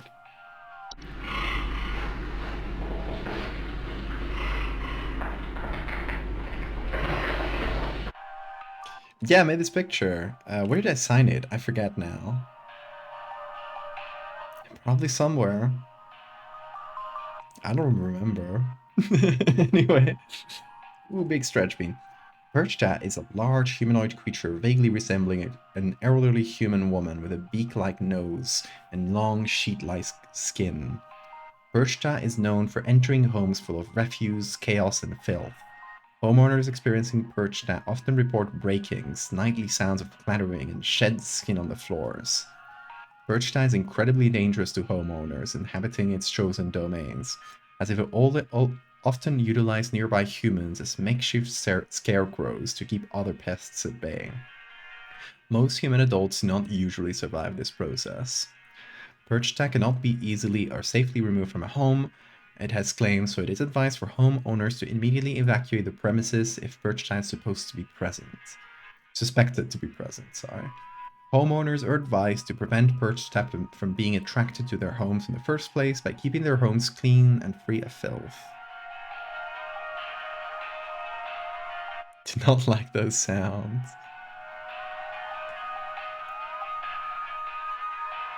Oh, it is Mouse King from the Nutcracker. See, I thought it was Rat King, too.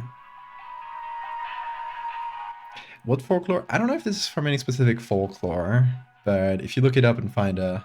The name is probably from some folklore creature, yeah.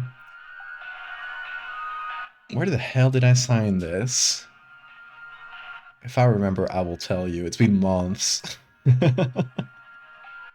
So I'm trying to find it myself. Maybe I just forgot. I don't know. In any case, it's carrying a sack with blood coming from it, so probably some human bits it just got. Did you get a general description? I got given this text, exactly what I just read. Exactly, yeah, I forget, I had googled it too. It's an alpine deity. Or folklore creature.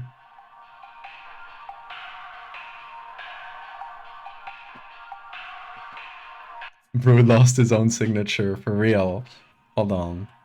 Give me a second. I will open the big version of this. Okay. Because obviously all of these get crushed and compressed by the filter. If I look at the big version... Oh yeah, my signature got crushed by the filter. It was spray painted on the back. See, that's why I didn't find it. That's understandable though. I didn't know what it would look like with the filter. But yeah, you can see it. If I switch to this, yeah.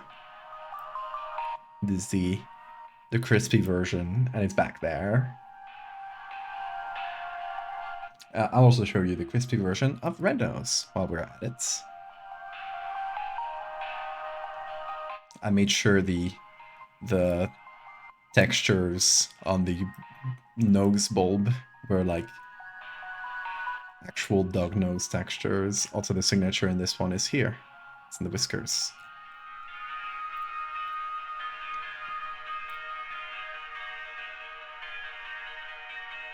His ass is not completing the captcha.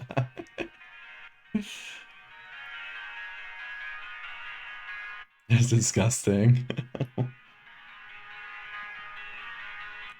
That's the goal. The dogs that ate a bee. Yeah. Okay, so we already got 2 out of 3 for my photos. Oh, here's 3 out of 3. The Saints. The Saint is a warlock, sometimes resembling a bearded, elderly human male, adorned in thick robes, often seen riding a pale, horse-like creature. The Saint is known for traveling through snowstorms at night, leaving strange artifacts on the doorstep of homeowners. Often, the Saint's arrival is followed by the Sinner shortly afterward. You'll see the Sinner in a sec. The acceptance of the artifacts granted by the Saint by bringing them within one's home. Oh, Bean, you're getting in the middle. Oh, where are you going? No. You can't eat that. Nope. Come on over here. What do you want to do, B?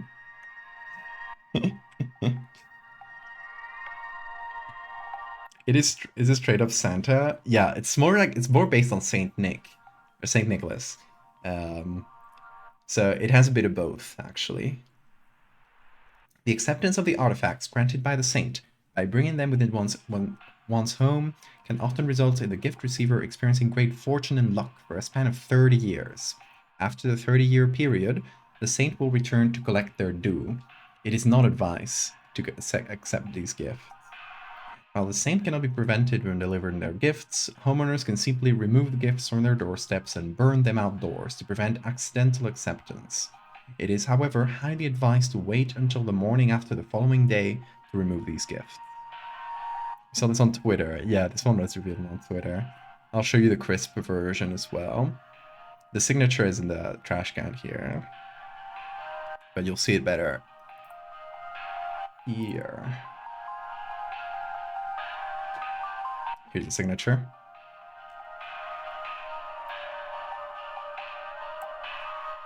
And yeah, it's the clothes are mostly a combination of Santa costumes and Saint Nicholas costumes. So like the Pope, like Mitre, is based on Saint Nicholas one, but the fur on the neck and on the sleeves, not what do you call this? Cuffs are white, just like Santa. It carries one of these crow's ears, I think it's called, like the old it's not a Pope thing, it's a cardinal thing, I think. I'm not really sure. I forget my Catholic things. Yeah, then it has crowns, horns, and a bit of I think I used what was it? Krampus. I used a bit of Krampus for the face and the horns. And then it's just a horse with a horse skull in it.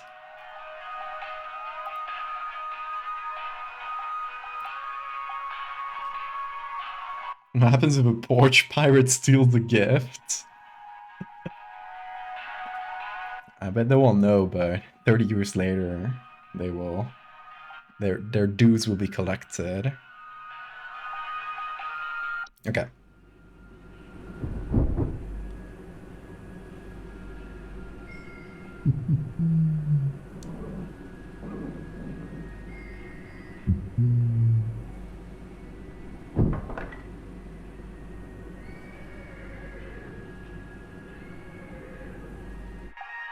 I love that, the little laugh. The little ho ho ho laugh.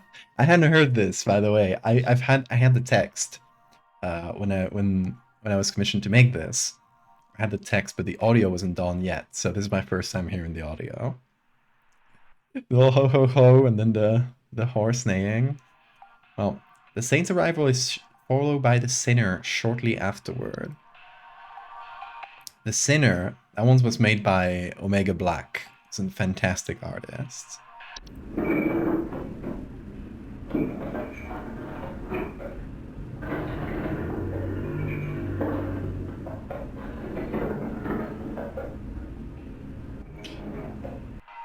And it is the Krampus analog. The sinner is a large bipedal goat-like creature known for breaking into homes and devouring human children, usually arriving after a snowstorm has passed. Homeowners often report the sounds of chains or hooves, broken doors or windows, and missing children. The sinner is highly dangerous to human children that cross its path, as it is known to ravenously attempt to devour them on sight. Human adults that are too large to eat are not usually at risk, unless they attempt to come between the sinner and its feast. Over here, B. You wanna go? What's up, dude? You wanna hop on? Tell me what you wanna do.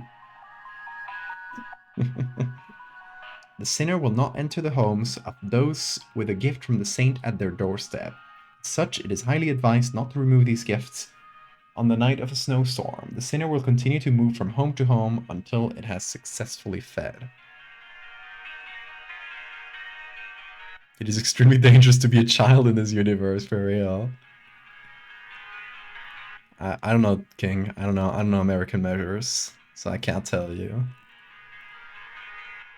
We got a white woman jump scare. Hey, Bean. No, you can't touch that. That's super glue. Super glue is toxic to little kitties like you. Okay? It's because I had to glue my headphones back together after they snapped out last night. Look at this wiggle. The Bean wiggle.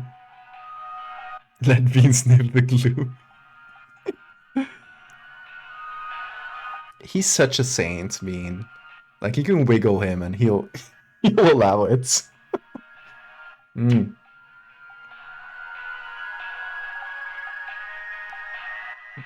What's up, dude? Oh, little kiss. Oh, yeah. Love you too.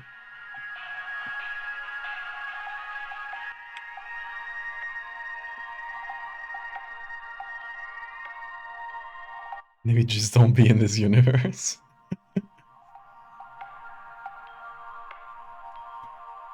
He's just a beanie baby. Bean is a beanie baby, for real. Okay, let's check out the whites. I assume it's spelled like that, or pronounced like that. Whites are misshapen former humans that have been exposed to the effects of the hunt. Oh, the hunt, which we got before this, like fungal storm. Coming from a variety of unfortunate bodily configurations. Or coming in a variety of body configurations. Whites are known for their wild and unpredictable violent behavior. Homeowners experiencing whites often report sounds of gurgling, coughing, and hacking. Whites are highly dangerous and will attempt to bite or otherwise harm most humans and animals on sites. Their relative speed and strength can widely vary, though most direct encounters are fatal. Whites generally have very short lifespans and will often perish on their own, usually within 48 hours from medical disadvantages granted to them by their particular bodily configuration. More persistent whites can be removed with the use of any nearby sharp implements, licensed firearms, or through HSH pest control services. I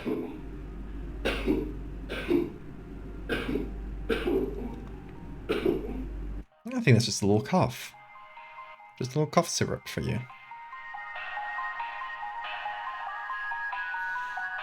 She wants attention all the time and she'll get in trouble for having to have it. Just like Bean. Hey! Talking about that, he was trying to bite a cable back there. Okay, so we've read all the new entries. I think that's all of them. Yeah! We got all of them. Okay, so let's check this is from the last one, yeah. Let's check this one again. This is the Polar Express. What was the name of it? The train?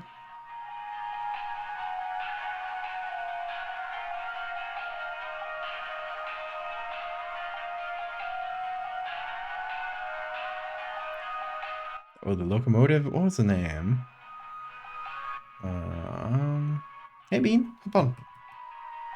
The locomotive, yes. I was trying to find it under T, but it was under L. Come on over, Bean. That's the trash can. If you throw the trash can on the floor again, I'll be very mad. Yeah, kid got Polar Expressed. Okay, submit answer. The locomotive. We haven't failed one yet. Swear to God, if you're 100% correct this whole DLC, I will never shut up about it. Let's see. We've read all the entries, so we should be good to just like finish up to the end of the game. No, Bean? You can't bag those things. You want a toy? Okay, let's see this first, Bean. Then you can get a toy. I have been robbed. Someone broke into my house and completely cleaned out the fridge and cabinets last night. There's raccoon all over my floors, discarded milk jugs. It's absolutely disgusting. I demand a refund for this useless home security package you people sold me. It's only good for hearing thieves cackle after the fact. Okay, so someone stole all the food, and then thieves cackled. Please hold. The reddest clothes I've ever seen. Yeah, that's true.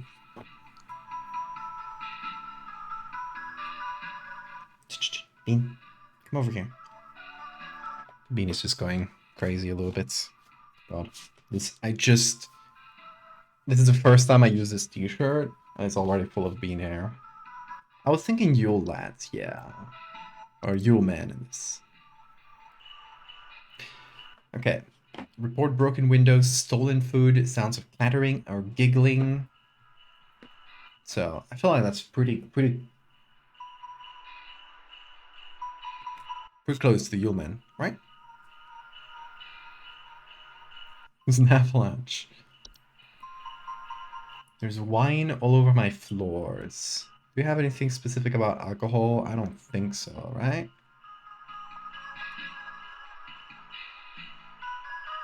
I'm sorry. I'm trying to catch bean hair. That's on my face.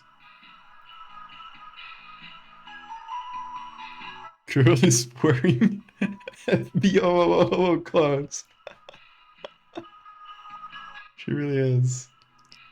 There is no entry for human burglars, and there isn't. I can't think of any others related to food, except for the mayor, which you have to invite in for her to eat all your food.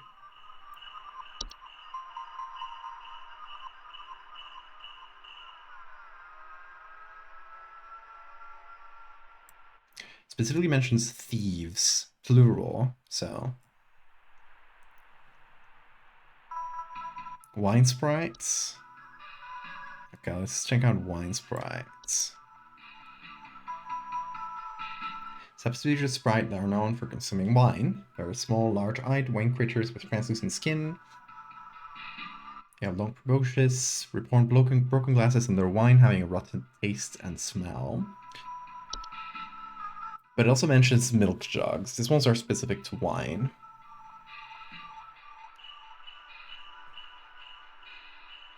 Conspiracy theory, the cameras automatically turn off when they see supernatural stuff to keep it hidden from the people. That would make sense. That would make a lot of sense, actually. I think the wine, yeah, the wine could be a red herring. I'm thinking Yule man, to be honest.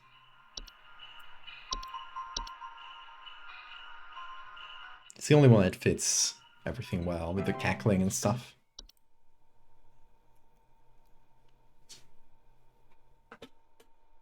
What you up to, Bean? Yeah. Oh, new call. Hey, Ray. My cornflakes. It's in the ceiling. It's in my coffee. It's in the wallpaper. Please, make it go away. Make this godforsaken demon go away. A demon that's in your cornflakes, in the ceiling, and in your coffee? The goats! Rose! Hold. It's a Yule goat! It's a... yeah, I think it's a demon, because a goat face. Rose, you're literally the smartest. Shapes of goats throughout the house. Yeah, it gotta be that. Oh, we got a new song, by the way.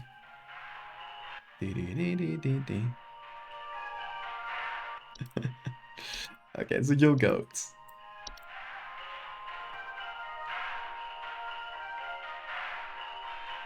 Everything's on fire. It's a house fire, of course. Man discovers molecules.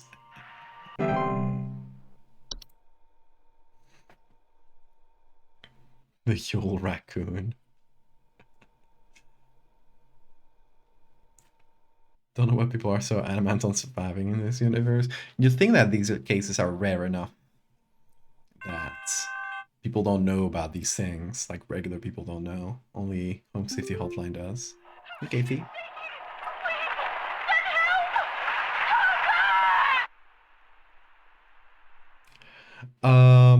Avalanche. Again? Everything is shaking. Oh god. Or the hunt? No, I don't know. Could be. The hunt is like some kind of storm, right?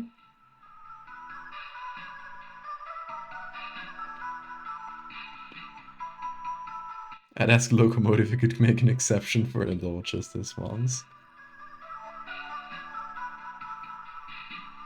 Let me just loosen the audio. Let's listen well.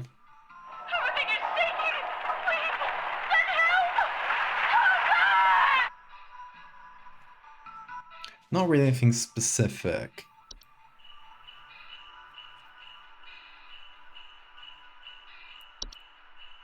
Do you have any audio for the hunt? No.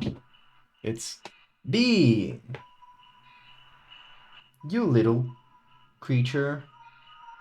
Those are sound panels.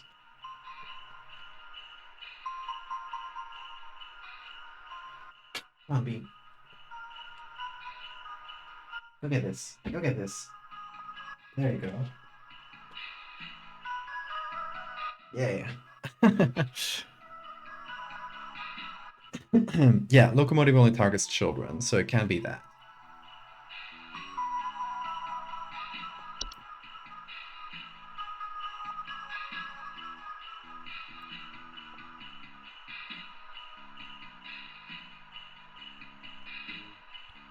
So the virtue calling me a different C word? No, why would I do that? I don't use those words. Cats, maybe. Okay. I'm thinking avalanche.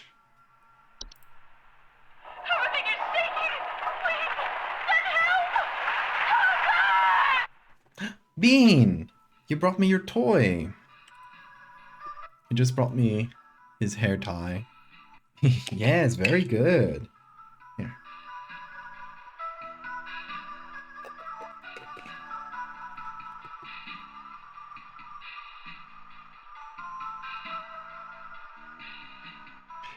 Yeah, let's check out the sound for avalanche.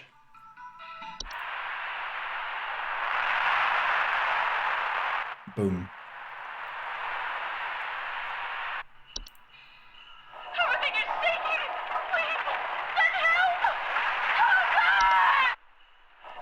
Yeah, oh, no, stop. Stop! Yeah, we already had an avalanche. It doesn't feel quite right. What about the... Was it the Mountain Warlock? Yeah.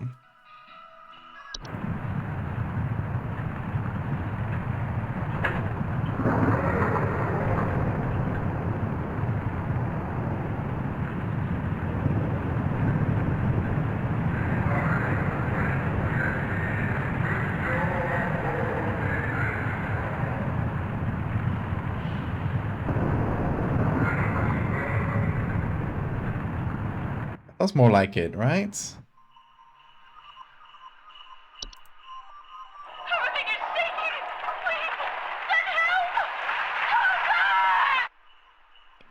Oh yeah, it could be a sinking foundation. Could also be a sinking foundation. But Mountain Warlocks. Thunder's vocalizations. Yada yada. Homeowners affected report echoes, rumbling, shaking. And the sound is pretty similar. The sinking foundation could also be it. Maybe her house is collapsing.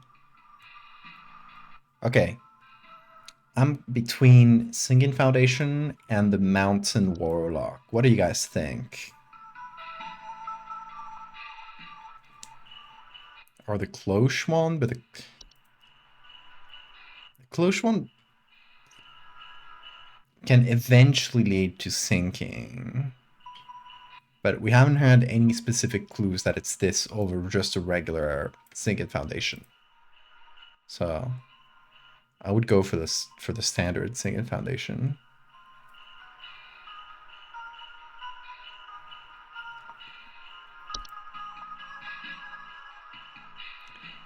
Don't think it's an avalanche in this case. We already got one too.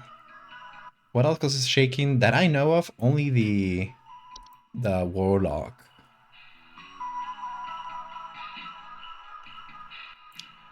Yeah, Sinking Foundation is slow. Let's read the cloche one for people who haven't heard it, since it was one of the first ones. Large circular stone formations appearing around homes during the winter. Homeowners report clear skies, feeling of instability and sinking. Highly hazardous to homes and their inhabitants, as the ground in the center of the formation will gradually sink lower until a deep pit is formed, damaging a home's foundation in the process and preventing homeowners from leaving. So, I don't think it's that. Feels like more of a slow process. The Avalanche King escaped. I'm gonna go with Warlock.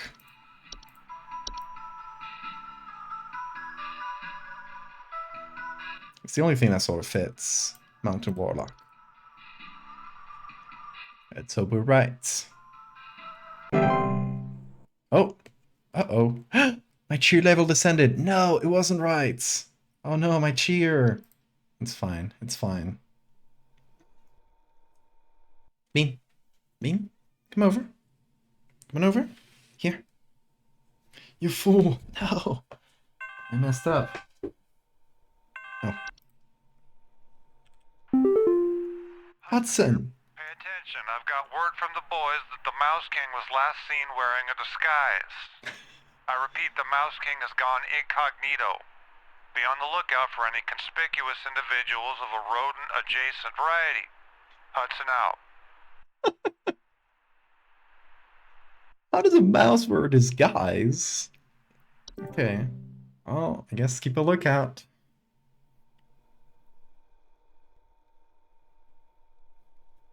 I don't think we have Earthquake as a... No, we don't. Oh, thank you, Bean.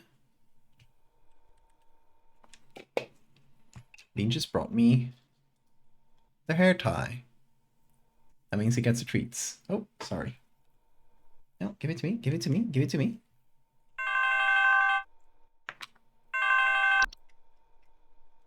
Hey, I think some kind of wild animal's in my house. Our poor wooden floors are scratched to hell and back, and there's a bunch of sap and needles and stuff littered around the place. Please, could you send somebody over to find this thing and get it the hell out of my place? Hey, sit quiet, boy, sit down, hey! Mouse King in disguise. No, it's the...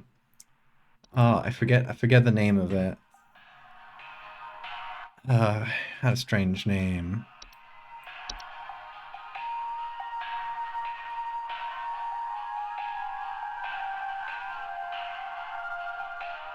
What was it?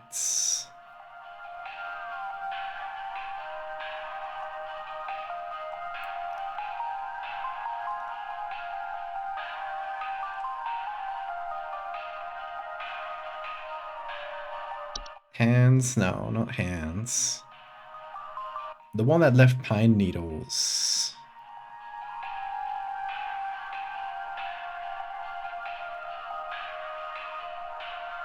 Pine Sprite? No, not Pine Sprite. This is a different one. Is it Bucano?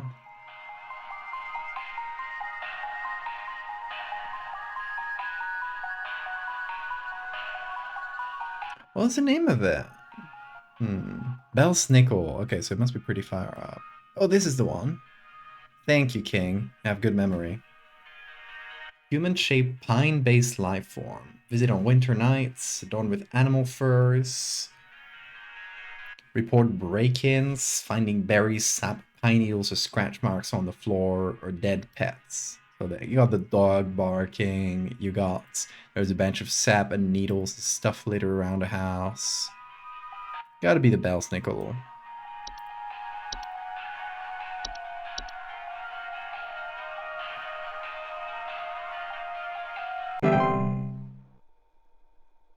I'm shouting it and Val is just, is it hands?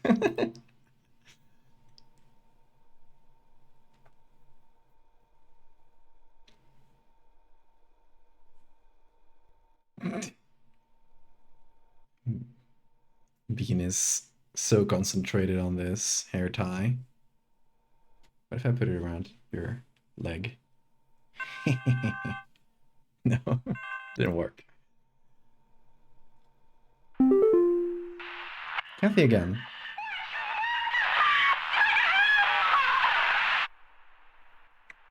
Well, he was probably an avalanche.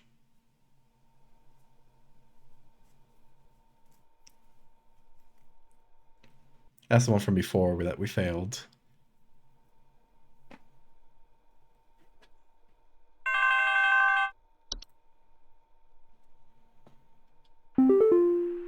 Hey, Laura. Please, you have to help me. I think my husband has joined some kind of cult. He's not acting like himself lately, and I found what looked like satanic symbols in the attic, along with what looked like a scarecrow in the center. It's not acting like himself. Satanic symbols in the attic. Looked like a scarecrow. Please hold. I think it might be mine. The perch tower. Granny. Because it specifically says it will often utilize nearby humans as makeshift scarecrows to keep other pests at bay.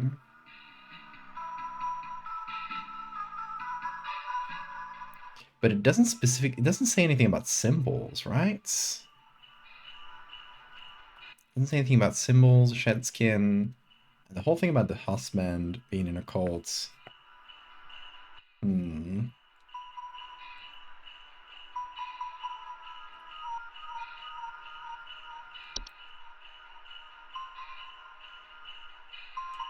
don't think telling her what it was would have helped that much. Yeah, for the avalanche lady. Could this be the Mouse King in disguise?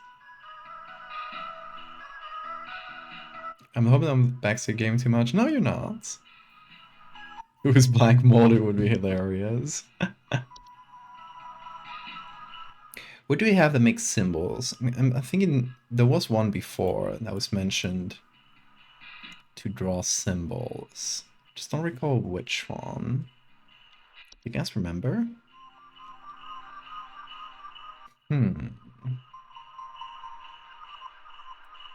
Carbon monoxide poisoning, honestly.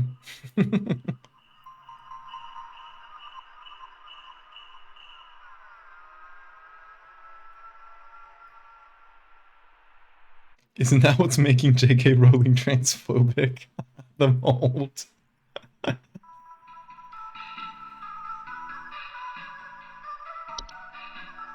Thinking of the Yule goats? No, we already had the Yule goats.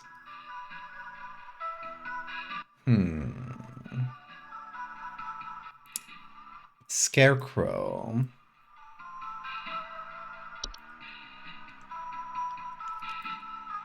I mean, the scarecrow bits can only be perched.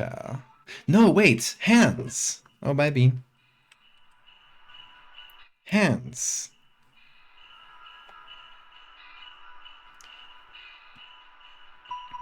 Domain of the affluent, wealthy, and fortunate. Some symptoms such as the appearance of strange markings. See, I knew there was one that said something about strange symbols. Faint sounds of rustling, occupants suddenly behaving abnormally. The husband. So, he completed the process of occupation.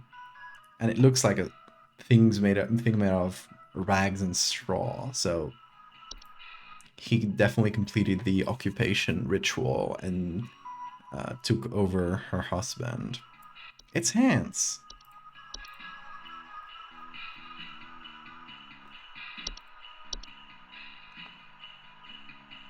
Yeah, that was good red herring, totally.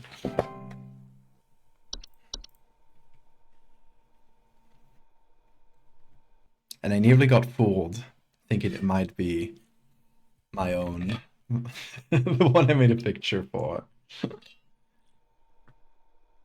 But no, we persevered. Our house is falling apart. The floorboards are cracking, the doors aren't closing properly, and nothing is draining anymore. Something very strange is happening, and I suspect it has something to do with my neighbor's renovation project. I've been seeing people hauling around giant rocks all week. Who knows if they damaged something on my property? Now it is the cloche. Please hold. Now it is definitely that. Hauling giant rocks. Can only be that.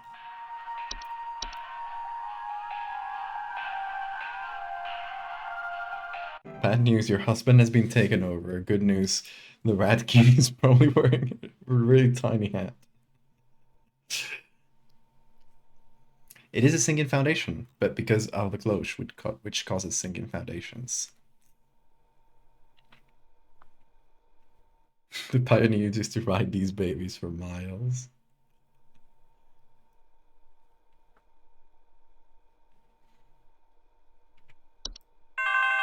Oh, next caller. Let's see. Hey, Georgia. Someone stole our competition out from under us. The accent. Those no good Derricksons. They've always been jealous of us taking the annual Grand Gingerbread Master Award. Oh, rather than improve their own skills, they decided to break into our home last night and steal our post office. Our poor little postman, Peter, collapsed in pieces on the floor, right next to a big hole with the burned remains of our post office inside. The police won't do anything. Can you come and perform a citizen's arrest?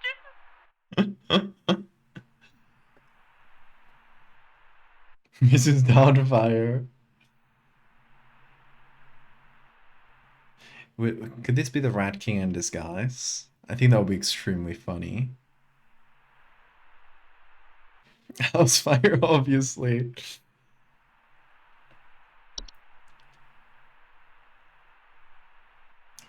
Because what else could it be? Postman Peter. So she's making gingerbread people and gingerbread houses, right? And she made a post office. And she has a postman, which was found collapsed in pieces in the yard next to a big hole with the burned remains of the post office inside. What could that mean?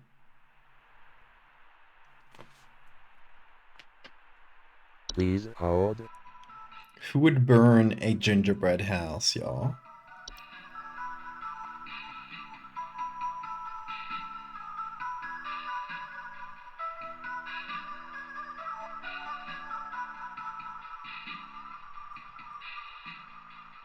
Raccoon mayhaps?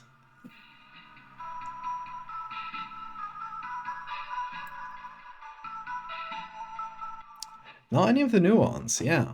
That's what I'm thinking. And I don't think any of the old ones either. I see the devil in her eyes.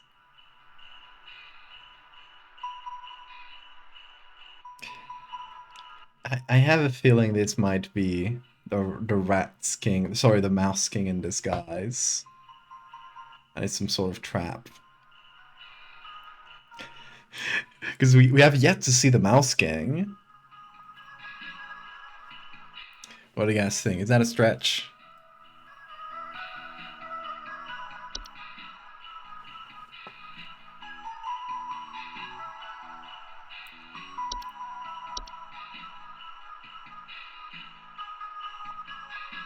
Nothing else really sounds familiar.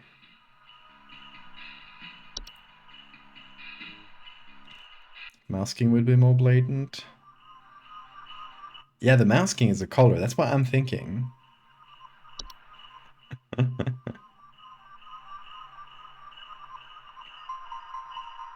What did gift tag do? She comes through the fireplace and brings in little like little twigs and rocks.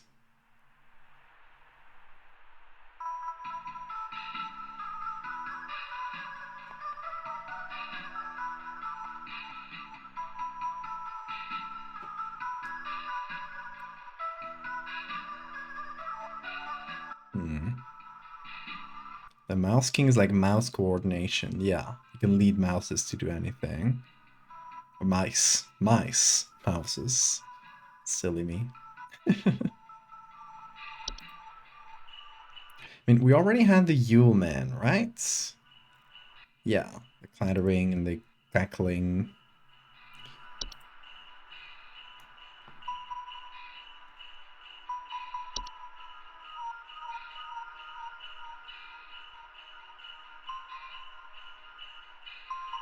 The thing here is that nothing sounds familiar.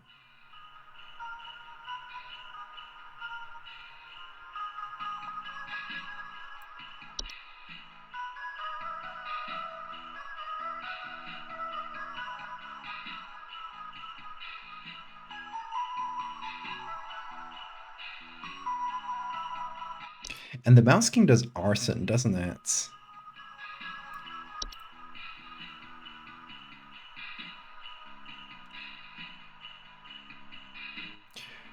Well, Riot says Hyson assassination. Damn it. Who did arson? There was one related to arson that we read before.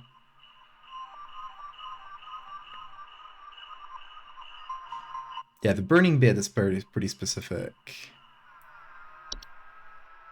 He assassinated the postman, sure.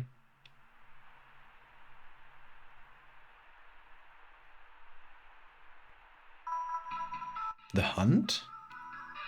What would the Hunt have against a gingerbread man? We got a citizen's arrest this mouse, yeah.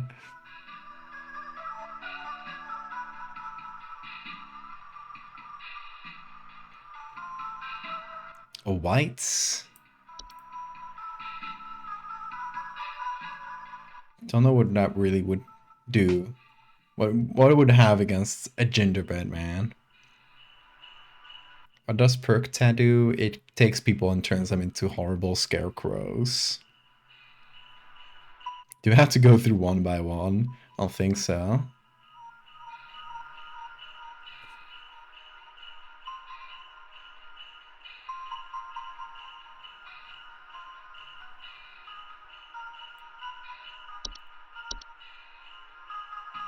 Avalanche. Clearly an avalanche.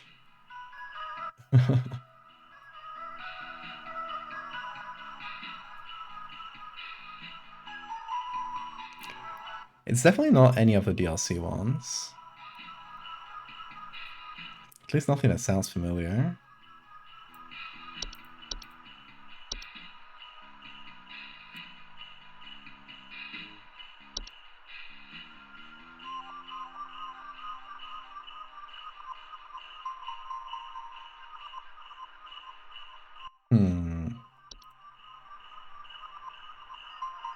Someone thought it was a gift from the saints. But they wouldn't break into someone else's house. They decided to break into our home last night. They stole the post office and they burned it in the yard.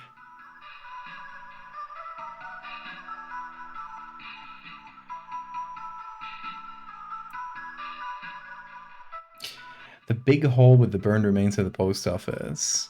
Why would they dig a big hole? Like this whole thing is strange.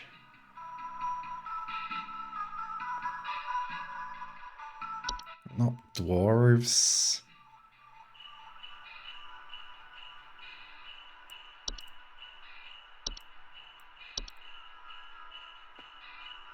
Gingerbread post office, yes.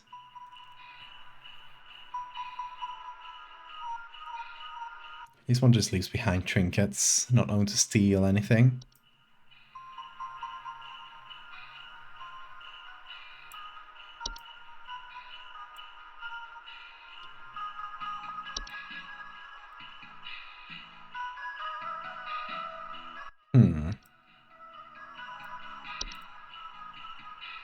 Night Gnome just watches you as you sleep.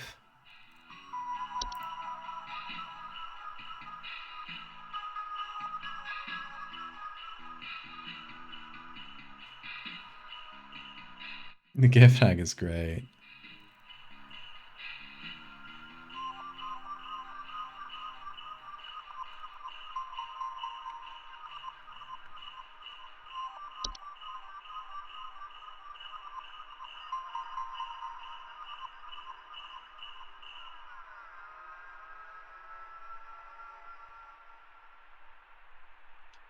Can't think of anything this might be, honestly. So I'm gonna go with my gut feeling of this some kind of misdirection by the Mouse King. Or is it the Mouse King? It's probably silly, but we'll see. No, it wasn't. But at least we got to the next one. What could he have been? Strange. Well, the Mouse King is still on the loose then. I guess we'll get a call from her in a bit. And it'll maybe give us some clue as to what it actually was. My jolly levels dropped. Yeah, we're 83. We're still fine. I think. Maybe B. Shh. No.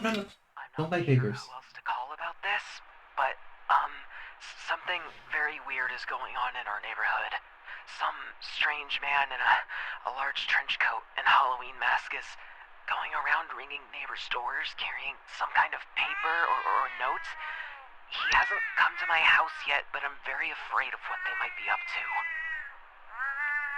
Pepper! The cats. The door. He's going to think we're home.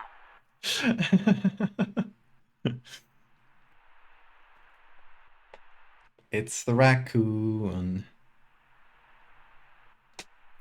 Yeah. Probably the saint, but it might be my misdirection. Strange man in large trench coat, Halloween mask. He's going around ringing neighbors' doors. It could just be the Mouse King in disguise. Like, actually, like a bunch of mice in a trench coat with a mask. Doesn't mention anything about the guy being on horseback, and it gives gifts or artifacts. This one's carrying a paper or note.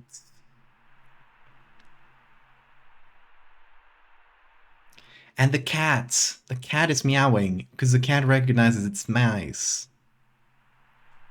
Please hold. It has to be the Rat King this time. Like, I know I tried last time, but it has to be this time. Because, okay, where's the saints?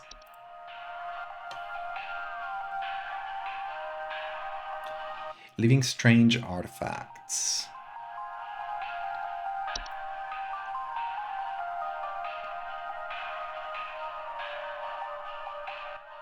Also, it doesn't really ring your bell, it just leaves a gift at the doorstep.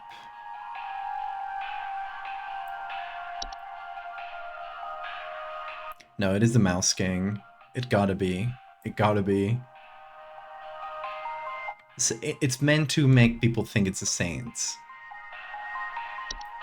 But that's the joke. That's the joke. That's a misdirection. I know it. I feel it. We'll see if I fucked it up again. Yeah, we didn't get cheer levels down, so it was that. See, I knew it. I knew it.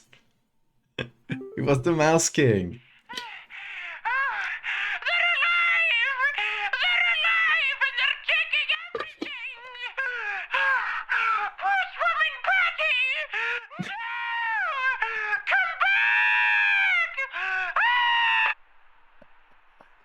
So the gingerbread men are alive?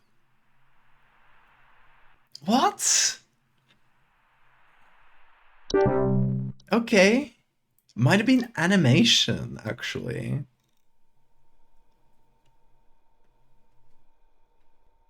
It could be.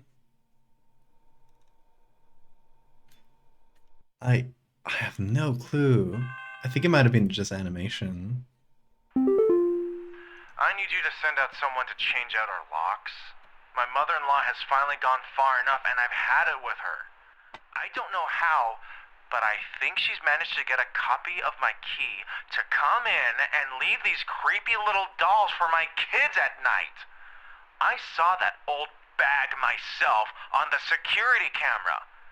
It's a bit fuzzy, but I can make out those crony old arms of hers. gift tag, isn't it? Yeah, imagine getting mugged by your own cookies. Welcome back, Sora. I don't think there's an evil gingerbread man entry. I think it's just animation, which is like puppets that move. At the end, they collapse on their own. Yeah. So it was animation. Yeah. She's managed to get a copy and leave these creepy little dolls for my kids at night. Where's the gift tag here? Trinkets are just makeshift dolls, wooden idols, and sharp twigs. Okay, yeah, it's definitely gift tag.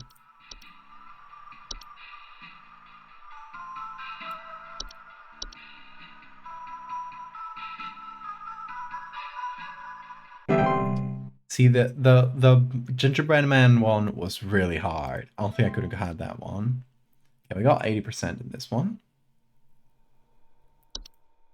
And now it's Christmas. It is Christmas time. Do you feel the Christmas spirit in your veins right now? You're bound to get the masking right eventually because you said it for every entry. I said it for 2. Don't exaggerate, King. Okay. Let's see. Daily Twilight Report. Phenomena spotted across all northern territories at approximately 6 in the morning. Estimated proximity is around 10,000 miles or 16,000 kilometers. Currently feeding. Current risk profile very high. Increased levels of cheer spreading is highly advised. Oh boy. Rodney. That guy again. Hey, what are you doing on Christmas, dog? XD.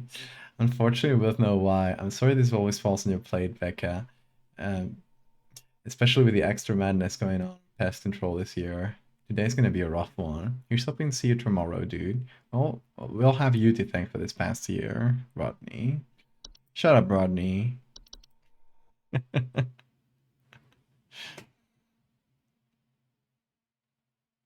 You're shouting that callers were the Mouse King. Just one. Just that lady. She seems suspicious.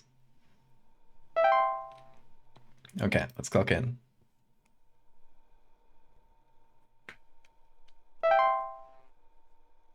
At least we got the Mouse King. Well, now we got all entries. So, only the last day, I assume. Christmas time is here. Hudson! We almost had him, but that little royal pain has given us the slip.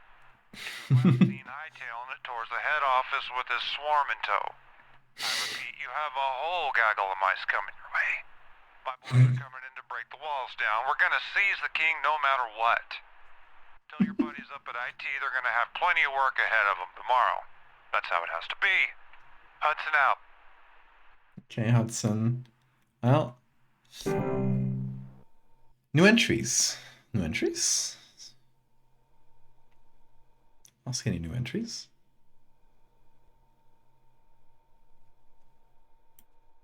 I don't know. Did the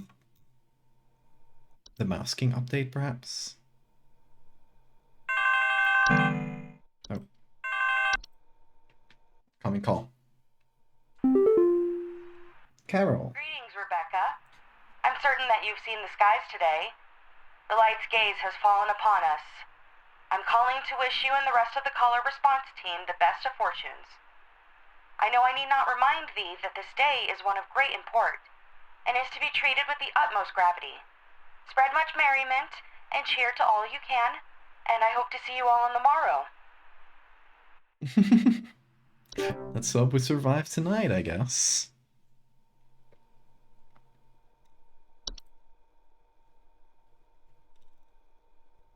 Nothing new on the Mouse King, okay. I love that it's just a regular ass mouse. It's great. Some Christmas-hating hooligan has broken into our house. I heard them fiddling around last night with God knows what and came downstairs to find they disappeared. They even drank Santa. Thankfully, my kids are none the wiser. Okay, Yule lads? Please hold. Maybe?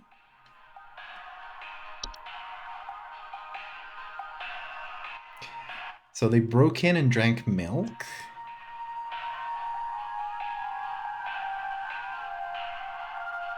Is that it?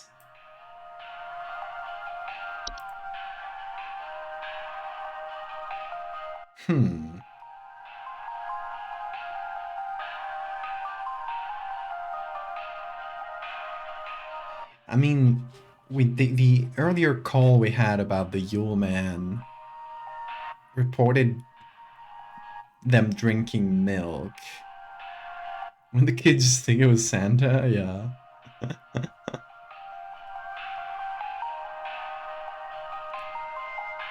So it's me breaking into unsuspecting people's houses to drink the milk that's been sitting out for 4 hours.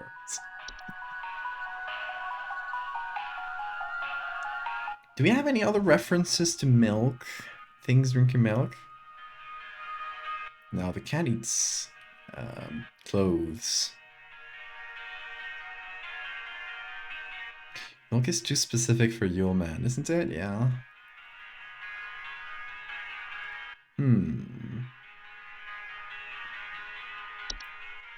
Could be a common hob. There is a description about them. You have to feed them milk.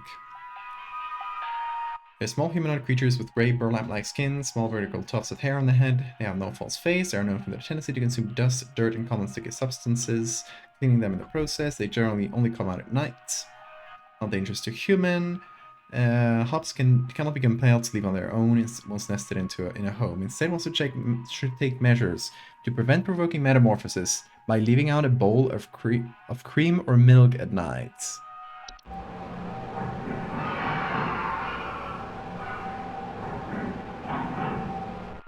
Heard them fiddling around. I think it might be a common hob. I think you're right, Pigeons. It's the only thing that specifically mentions milk. We're gonna go for it. We're at 80-something%. We can afford to fail. It was. No cheer decreased. It was a common hob. Pigeons. That was clutch. You changed your mind, it's a raccoon. Those darn milk-drinking raccoons. Good job preventing metamorphosis, yeah. Hey, Dale. Is it normal for a northern lights Uh-oh. broad daylight for us folks in Texas? The sky's been looking real strange all day. Could a power plant be leaking nearby or something? Looks like the sky went all radioactive, if you know what I mean. Oh, cowboy. That is the... what's the name of it? The twilight is about to feed on you. I think you're gonna die. Unless you're cheerful and merry. But that's definitely the twilight, isn't it? Hey, Bean. Come on. Whoop. You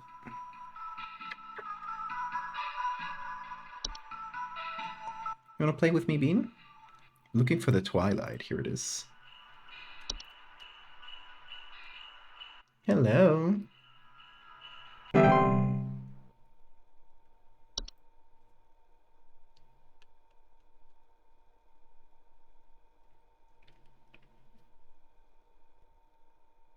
So remember, folks, if you see the northern lights, run. Oh, that's kind of scuffed sound. Weird call. Let's see. Stella. They tried taking my baby! I boarded everything up, but I think I made them mad. I hear something coming. Something coming from the mountains. Listen to this. You have to help me!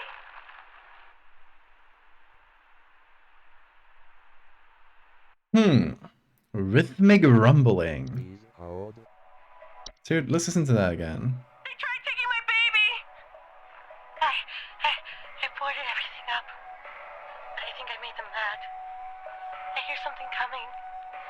something coming from the mountain. Nope. Listen to this.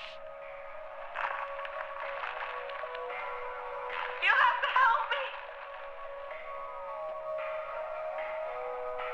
Strange. Okay, Bean clicked on the Saints with his tail right now. So it looks like we're getting network errors. And we can't read entries anymore, so we're relying on memory. Can we get the audio? No. Shit. Okay. Oh, that must be because the Rat King got into the building.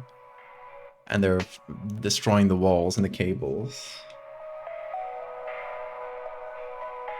They tried taking my baby. I think I made them mad. So it's plural.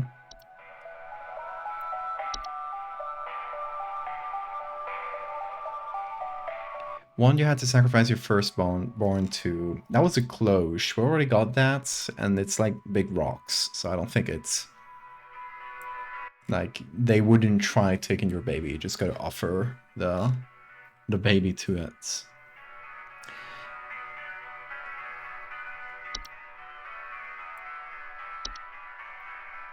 But yeah, it's a plural, which narrows it down quite a bit.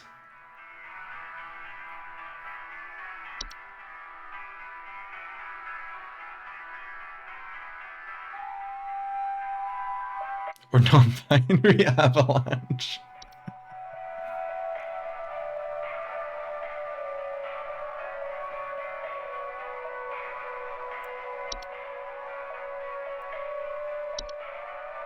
What is that sound? My baby. I boarded everything up, but I think I made them mad. I hear something coming. Something coming from the mountains. Listen to this. You have to help me. Like, I can't hear that much in the recording. Classic Homo hazard in the non-binary avalanche. Community doesn't know gender, yeah. I don't think the Mountain Warlock has anything about taking kids.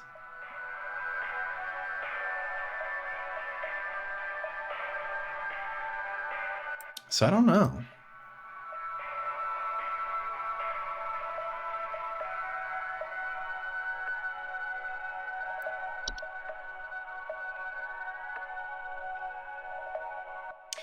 Who takes kids? The train takes kids. Locomotive.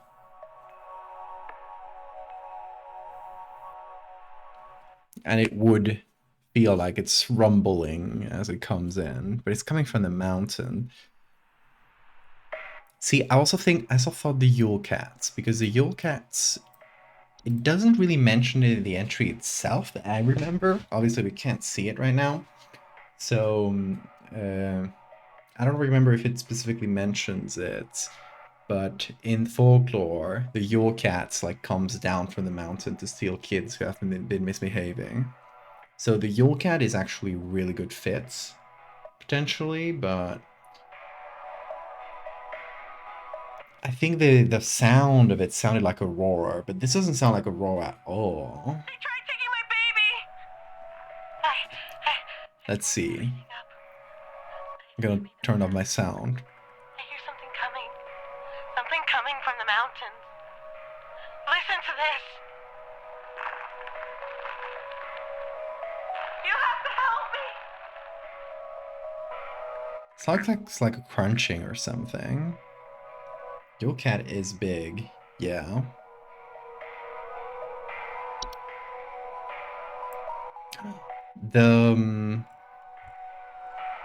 It's not the Yule Cat, it's the Ogress. Of course, the Ogress sends down the Yule Man and the Yule Cat, but eventually she comes down from the mountain and she's like a huge thing that'll destroy your house. I feel like it's gotta be that. Like, the problem is she pissed off the Yule Man or the Yule Cats, and then through that sent the Ogress to her. I'm gonna go with that. I don't remember the description for the ogress that much, but I think that's the ogress is specifically goes for kids too, so I feel like it's the best fitting one. Let's submit and hope. Let's see our cheer levels. If they go down, we failed. Yes! We got it! It was the ogress. Good.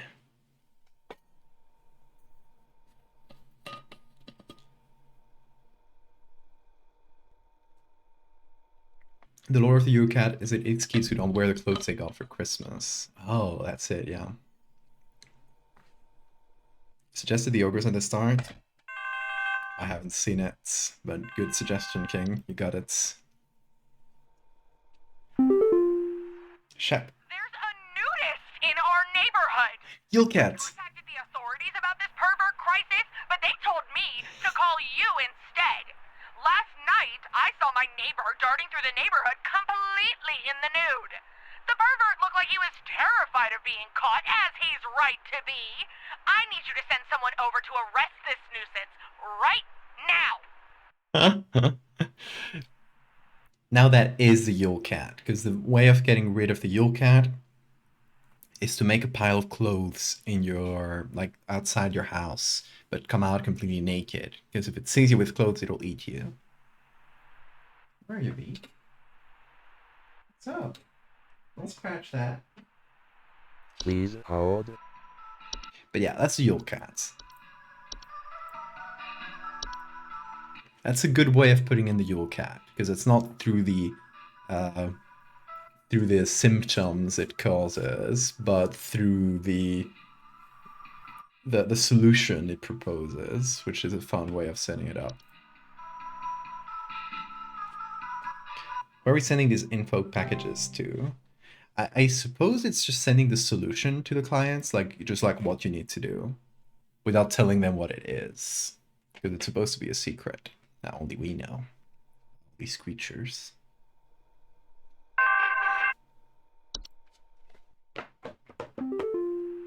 Joffrey. Oh, thank God you answered. I don't know how long we have before the power goes out again, but please, you have to send somebody out here. I'm at 451 Grover Lane. The storm is bad. It's really, really bad. And my mom got caught in a storm on her walk, and now she's in pain. I didn't know who else to call. What do I do? Whoops. It's that fungal storm. What's the name of it?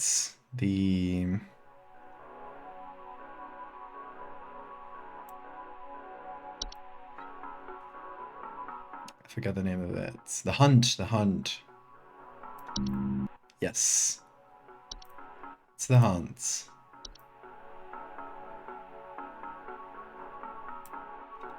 Horde the Hunt. Rip to your mom, yeah. She's gonna become a white.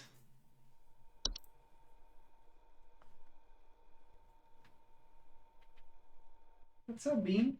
What you up to there?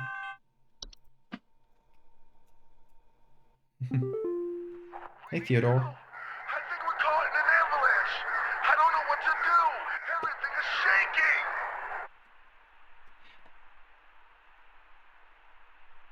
Can't be an avalanche again.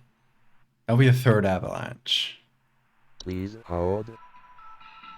But listen, yeah. We need help. I think we're caught in an avalanche. I don't know what to do. Everything is shaking. There's a big thing screaming. It's definitely the mountain warlock.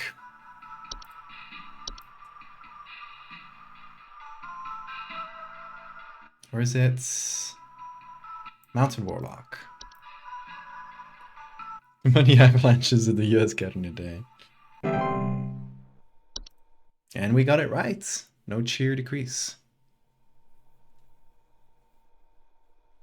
So many people experience shaking, yes.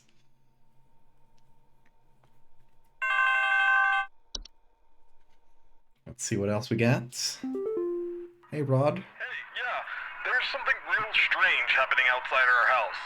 The sky looks all green, and Uh-oh. I have a bad feeling about it. A real bad feeling.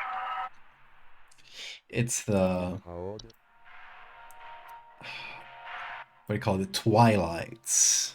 Definitely.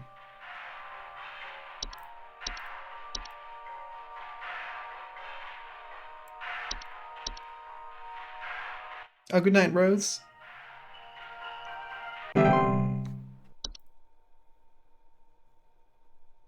This is why we send fish and wildlife to shoot the mountains. Exactly.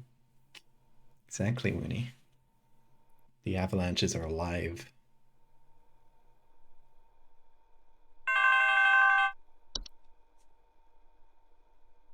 Hey, sir, can you be jolly for a sec? Yeah. There's someone trying to spy on my son Richie and I. Just the other night, while it was raging outside, some prankster with a death wish came to our door and just absolutely hammered on it and left before I could answer. This kid left some kind of weird-looking orb on our porch, so I punted it into the trash. It's the Saints. Spy camera to case the joint with. It's the Saints. Left the present at the doorstep. It's a strange orb. Of course, it would be an orb. Yes, it's mine. It's my boy. So far we got Red Nose and the Saints appearing. If this is right, I hope it is. Which would leave the Perk Tower, however you pronounce that one, as the only one that hasn't appeared so far in one of the entries. Your kid's gonna die. No, he did good. He threw away the gift. Oh no, wait, because he threw away the gift. Now the other one's gonna come, the sinner. That's true. Your kid is gonna die. Ho ho ho.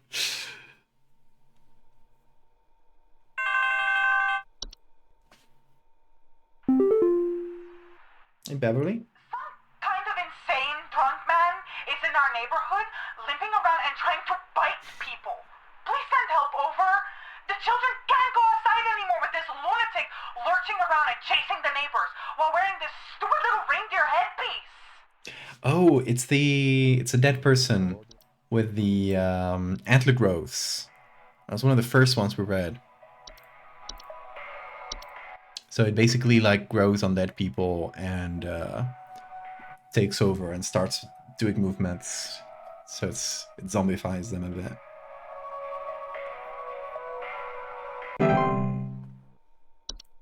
I'd like to say I wouldn't accept a gift from him, but if it is an orb, yeah, I agree, Knife. I would do the same.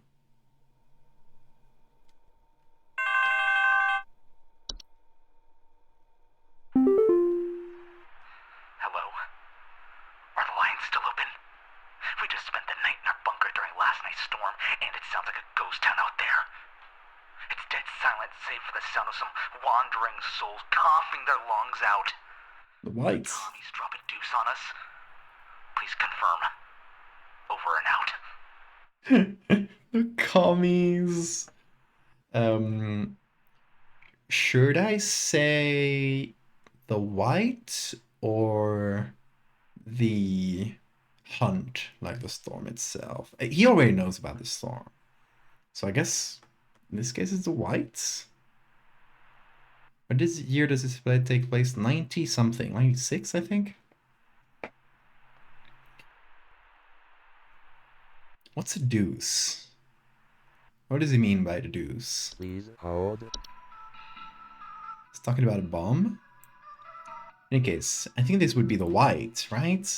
Oh, we have them again. Oh, they're back. You can see them.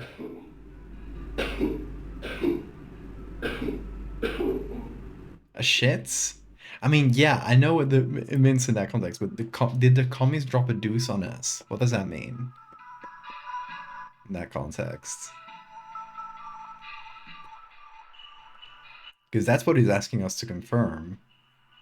I think I can only tell him the whites. I don't think there's anything else. Oh, I guess I'll do that.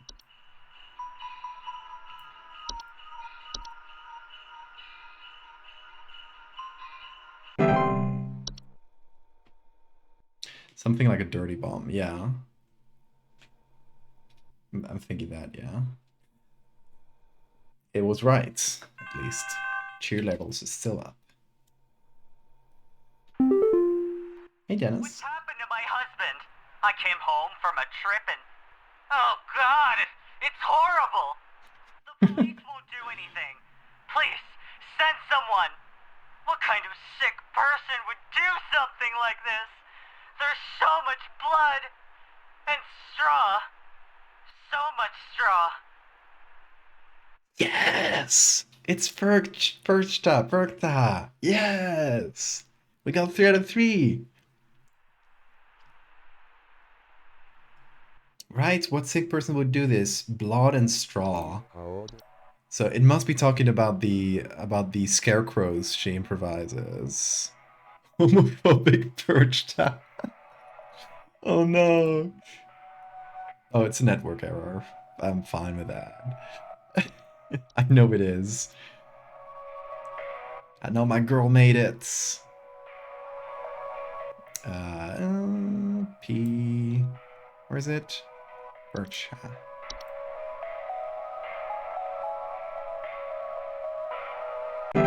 Sorry about your husband, but I'm excited that my picture showed up. And it was right.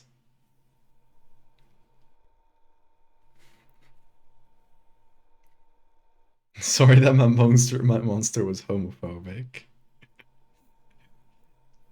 I didn't choose this. I thought I raised her better.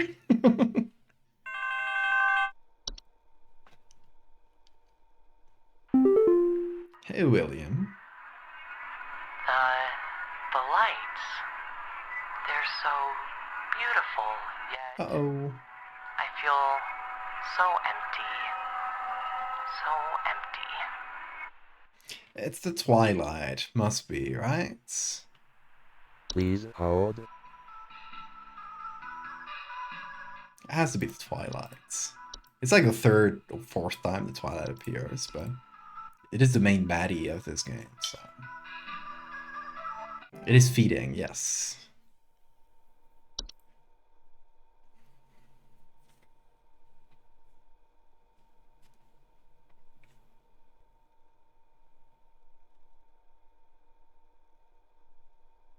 See, it was the ogress. She lives in the mountain. Yeah, it made sense with the description.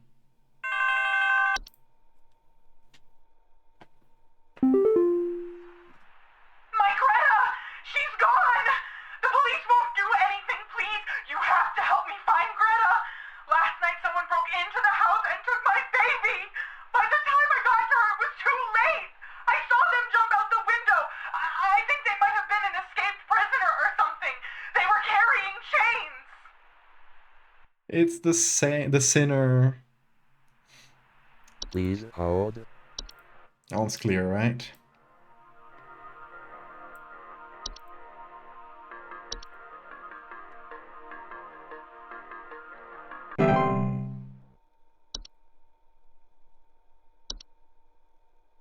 It's cool. I think so far all the commissioned pieces from other artists have also appeared in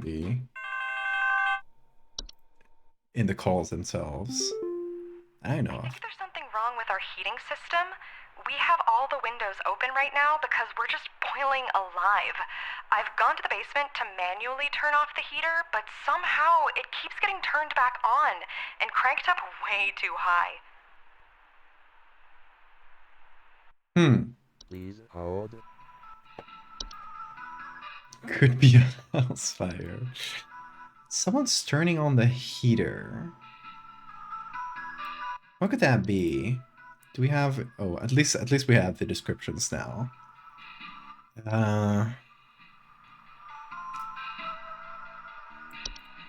Frost wisps? No, frost wisps creates cold.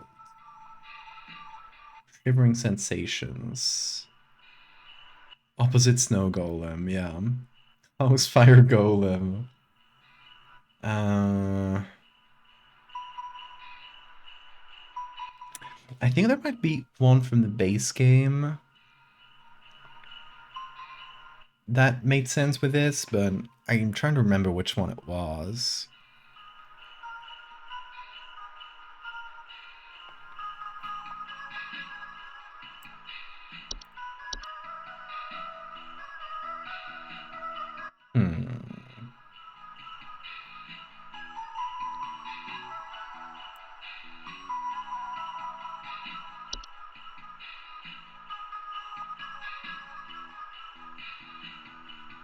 Yeah, actually, not all the ones from the base game are in this version. Did dwarves make it warm? Let's check on dwarves. Because I definitely remember some kind of sprites that tried to get into your house when it was raining or something. I tried to get warm. There was something like that, but I'm just half remembering. Mouse King likes it warm. Increased heat in their home. Yeah. Okay. That's true. Dwarves make it warm. So it can only be dwarves, right? It's the only thing that fits. What's a door chow? Strange shadow. Once it seeks you, you're dead. Oh. They're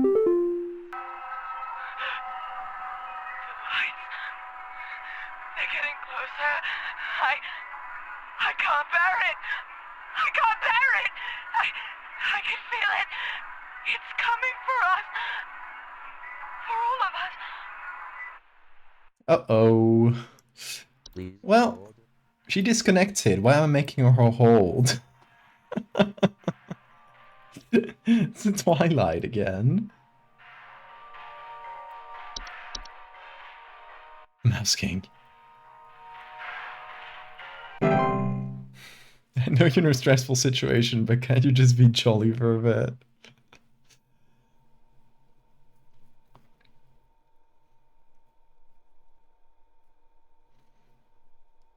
Just gotta keep your cheer up. Come on, my dude.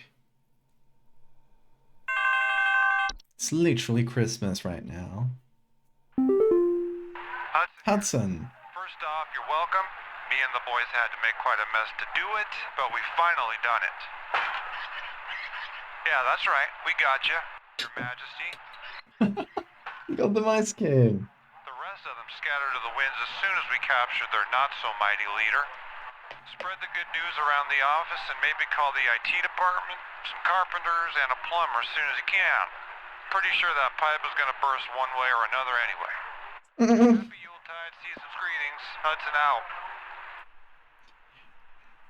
Season's greetings to you as well. Is it Twilight coming for us? It's coming for all of us. The boss lady said that the light would shine on the HQ. Did it? Did she?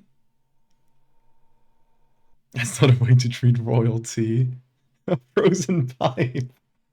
It was a frozen pipe all along, y'all. I knew it. You have worked the miracle once again, Rebecca. Thanks to you, the Lights Watch has passed over us once again. You are truly a lifesaver. As a friendly reminder, the office Christmas party begins on the morrow, so we had best see you there. May the Yule shine upon me and be ever merry, Rebecca. Well, seems like the night has passed. You probably got enough cheer.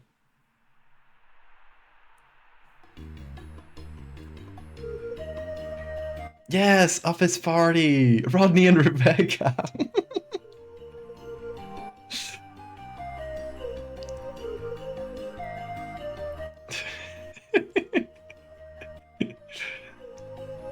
Hey, I'm here!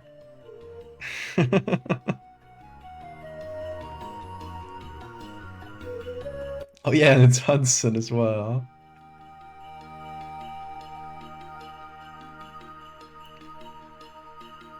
Shipping Carol and Rebecca right now. Uh-oh, the lights.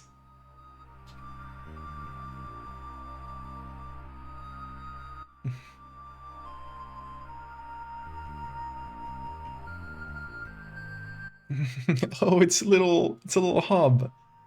They got a hub figurine. Or a real hub that showed up to the party and drank all their booze. It's a really funny credit scene. I love that.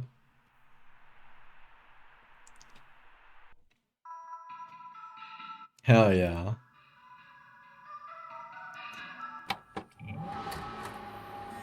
Do you guys think we should check for the bad ending? Like, just... Oh, wait.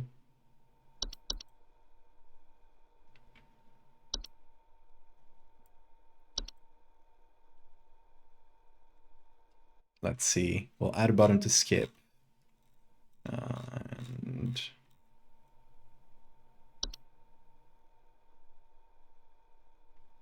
Oh, there's a bunch of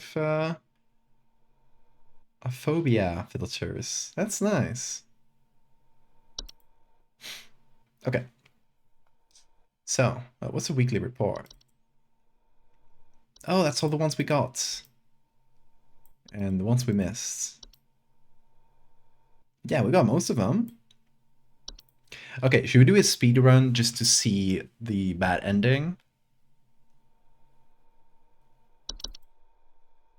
Let's see. And we can try... Oh, Christmas Day again. Oh, okay, we got to reset. Yeah. Or, hold on, maybe I can just do the last day again and fail everything. Oh, house fire around. That'll probably bring the cheer levels to... Oh, there was the next call button. I should just have that all the time. Here. We almost had him, but... Okay. Hey, Carol. Rebecca. Some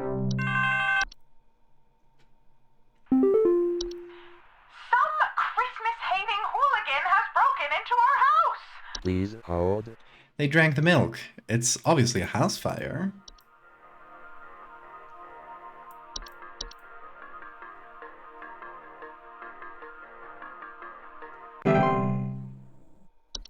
Good job, they said. Okay, next one's a frozen pipe. Is it normal for a... Northern Lights? Yeah. That's frozen pipes, buddy. Don't worry about it.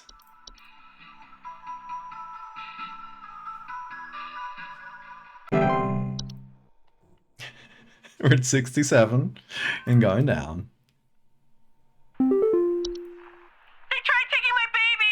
You try taking your baby. Oh, there's someone coming over to you. I think that's a raccoon, baby. Don't worry about it. Raccoons tend to do that. What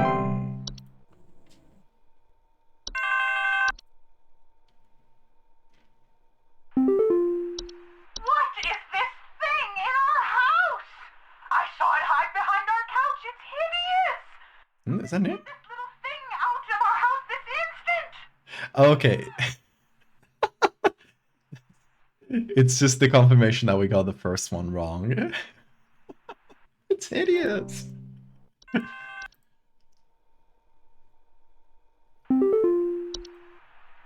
Please. There's a nudist? Oh boy, I think that's the Rat King right there. Or is it RRR? Where's Rat King? No, this is the Mouse King. Sorry, it's with an M. It's Mouse King, obviously. That's going around in the nude. Okay, we're down at 50. Rats aren't known to wear clothes, exactly. It makes sense to me. Heed this warning, Rebecca. You know, as well as I, the potential consequences of failure during this time. But perhaps this reminder may serve to further stoke thy fire. Please, for all our sakes, answer future calls with careful consideration of the cost we all pay, Rebecca. I'm sorry, Carol. I'm gonna fuck up everything. Oh, thank God you answered. I don't know how long we have before the power... Please hold. A storm, you say? I think that's a sinking foundation. I think that's wood secretions, actually. Yeah. It just got wood secretions. Don't worry about it.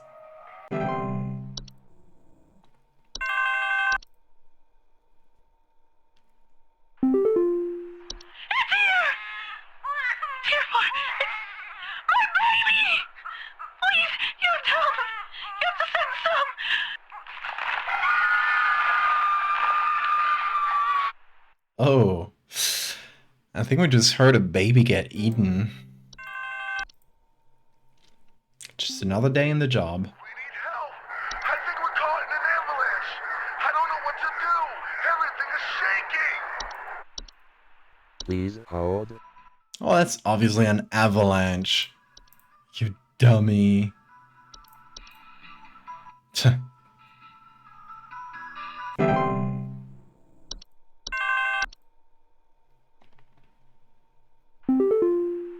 What is this crap your people sent me?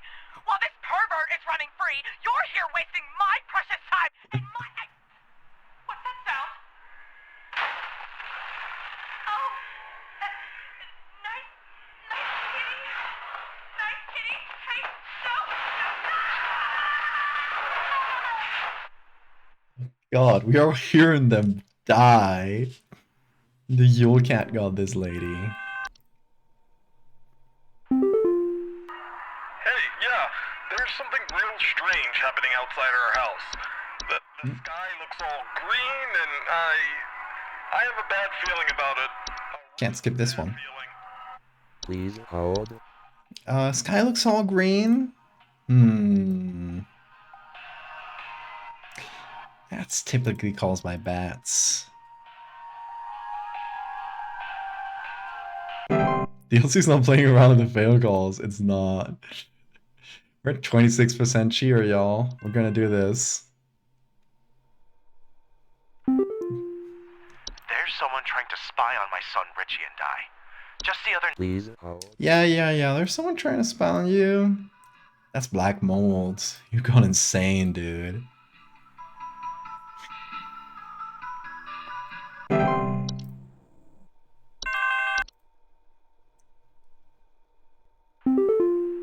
I don't know what this information you sent me means, but hurry and send somebody over, please. They're trying to come in. There's so many of them. Mom! Uh-oh. What happened to your face, Mom? No, Mom! Uh-oh. Well, it happens.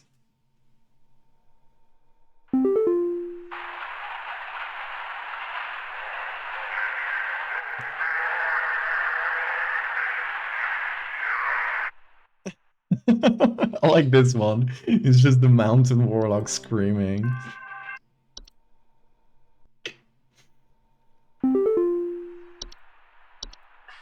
kind of insane drunk man is in our neighborhood, limping around and trying to bite people. Please send help over. The children can't go outside anymore with this lunatic lurching around and chasing the neighbors while wearing this stupid little reindeer headpiece. Please hold. That's obviously a reindeer. I don't think we got that option. It just might be a raccoon with a... Yeah, I think it's just a raccoon with a reindeer headpiece. Raccoons tend to bite people. It's a rabid raccoon.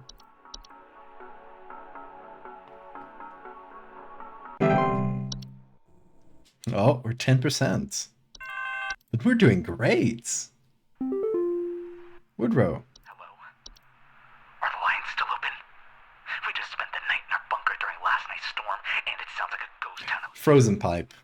It's dead. It's a frozen pipe. For the sound of some wandering soul. Critical levels of cheer. Did the commies drop a deuce on us? Please confirm. Over and out. Please hold. Yeah, it's a frozen pipe, dude.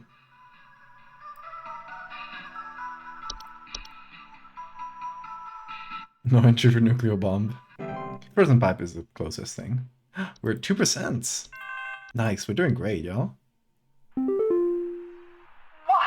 is this garbage info that you sent us? And what does it have to do with getting rid of this insane reindeer man? I don't even know why the police told me to call you in the first place. If no one wants to do their job, I'll have to do it myself, darn it. Good luck.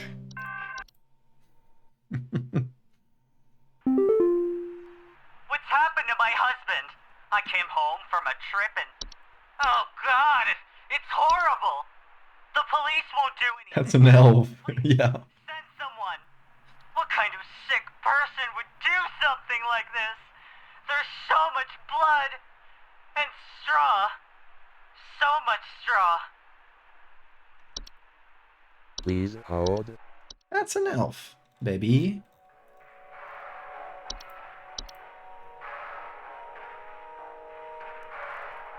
Okay, I think we might be cheer levels critical. Whoops.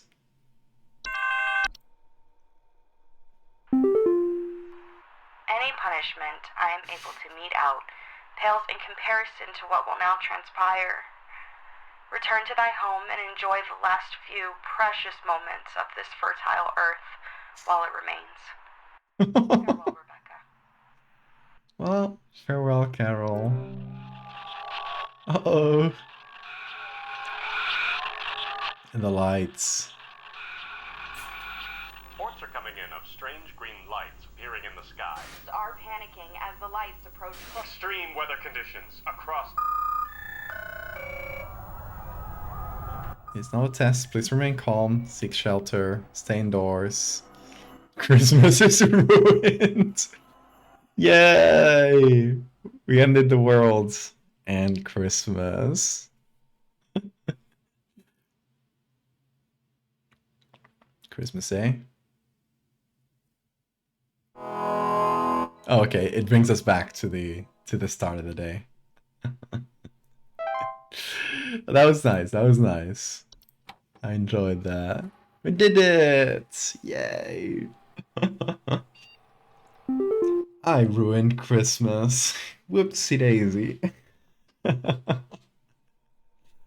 Alright. I enjoyed this. That was a lot of fun, y'all. 3 hours and 35. That's pretty hefty. That's like close to the main game in terms of hours. I think that's took about the same amount of time, but I don't recall exactly how much the initial. I would have to go back to the original recording for the first one, but that was a hefty DLC, y'all. Never agreed on the shaking house. I think it might have just been like an avalanche, like either an avalanche or like a foundation. I get why the Grinch does it. It's fun, right? I hate the Christmas.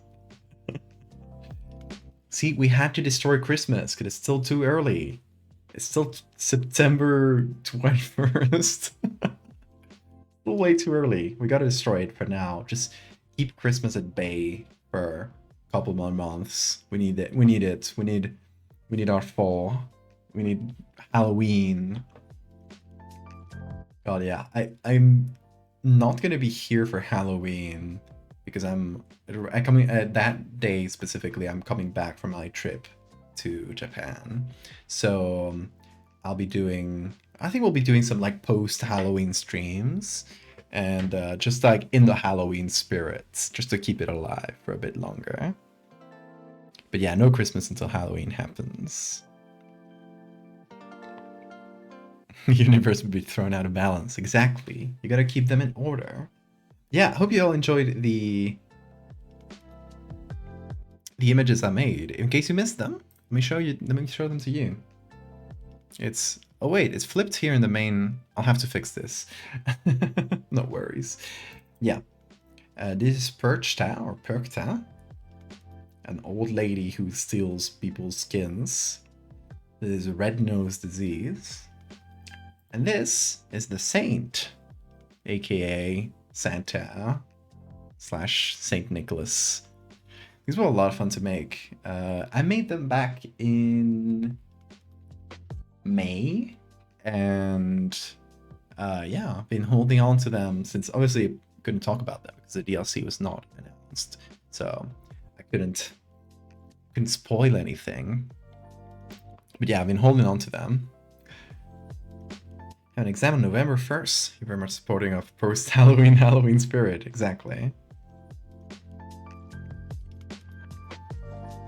Did you find where your signed is? Yes. All the signatures are found. This one is in the trash can. This one is in the whiskers. And, oh wait, that's the same one again. And this one's back in the wall. It was just hard to see in the game because of the filter. I really like the world building of HSH. It's really fun, right? Yeah, I enjoy it. It's fun to have something that's successful and stuff, and that's been inspired by my work in such a way. I'm not saying this, not pulling it out of my ass, like Nick has told me and has said so in interviews. But yeah, it's just like, it's so interesting to have had some influence into other art like that. I think it's so cool. Val be back before or after US presidential election. It says November 5th. Probably before. I come back on the 31st. So October 31st. So I probably won't be able to stream that day because I'll be probably pretty jet lagged and tired.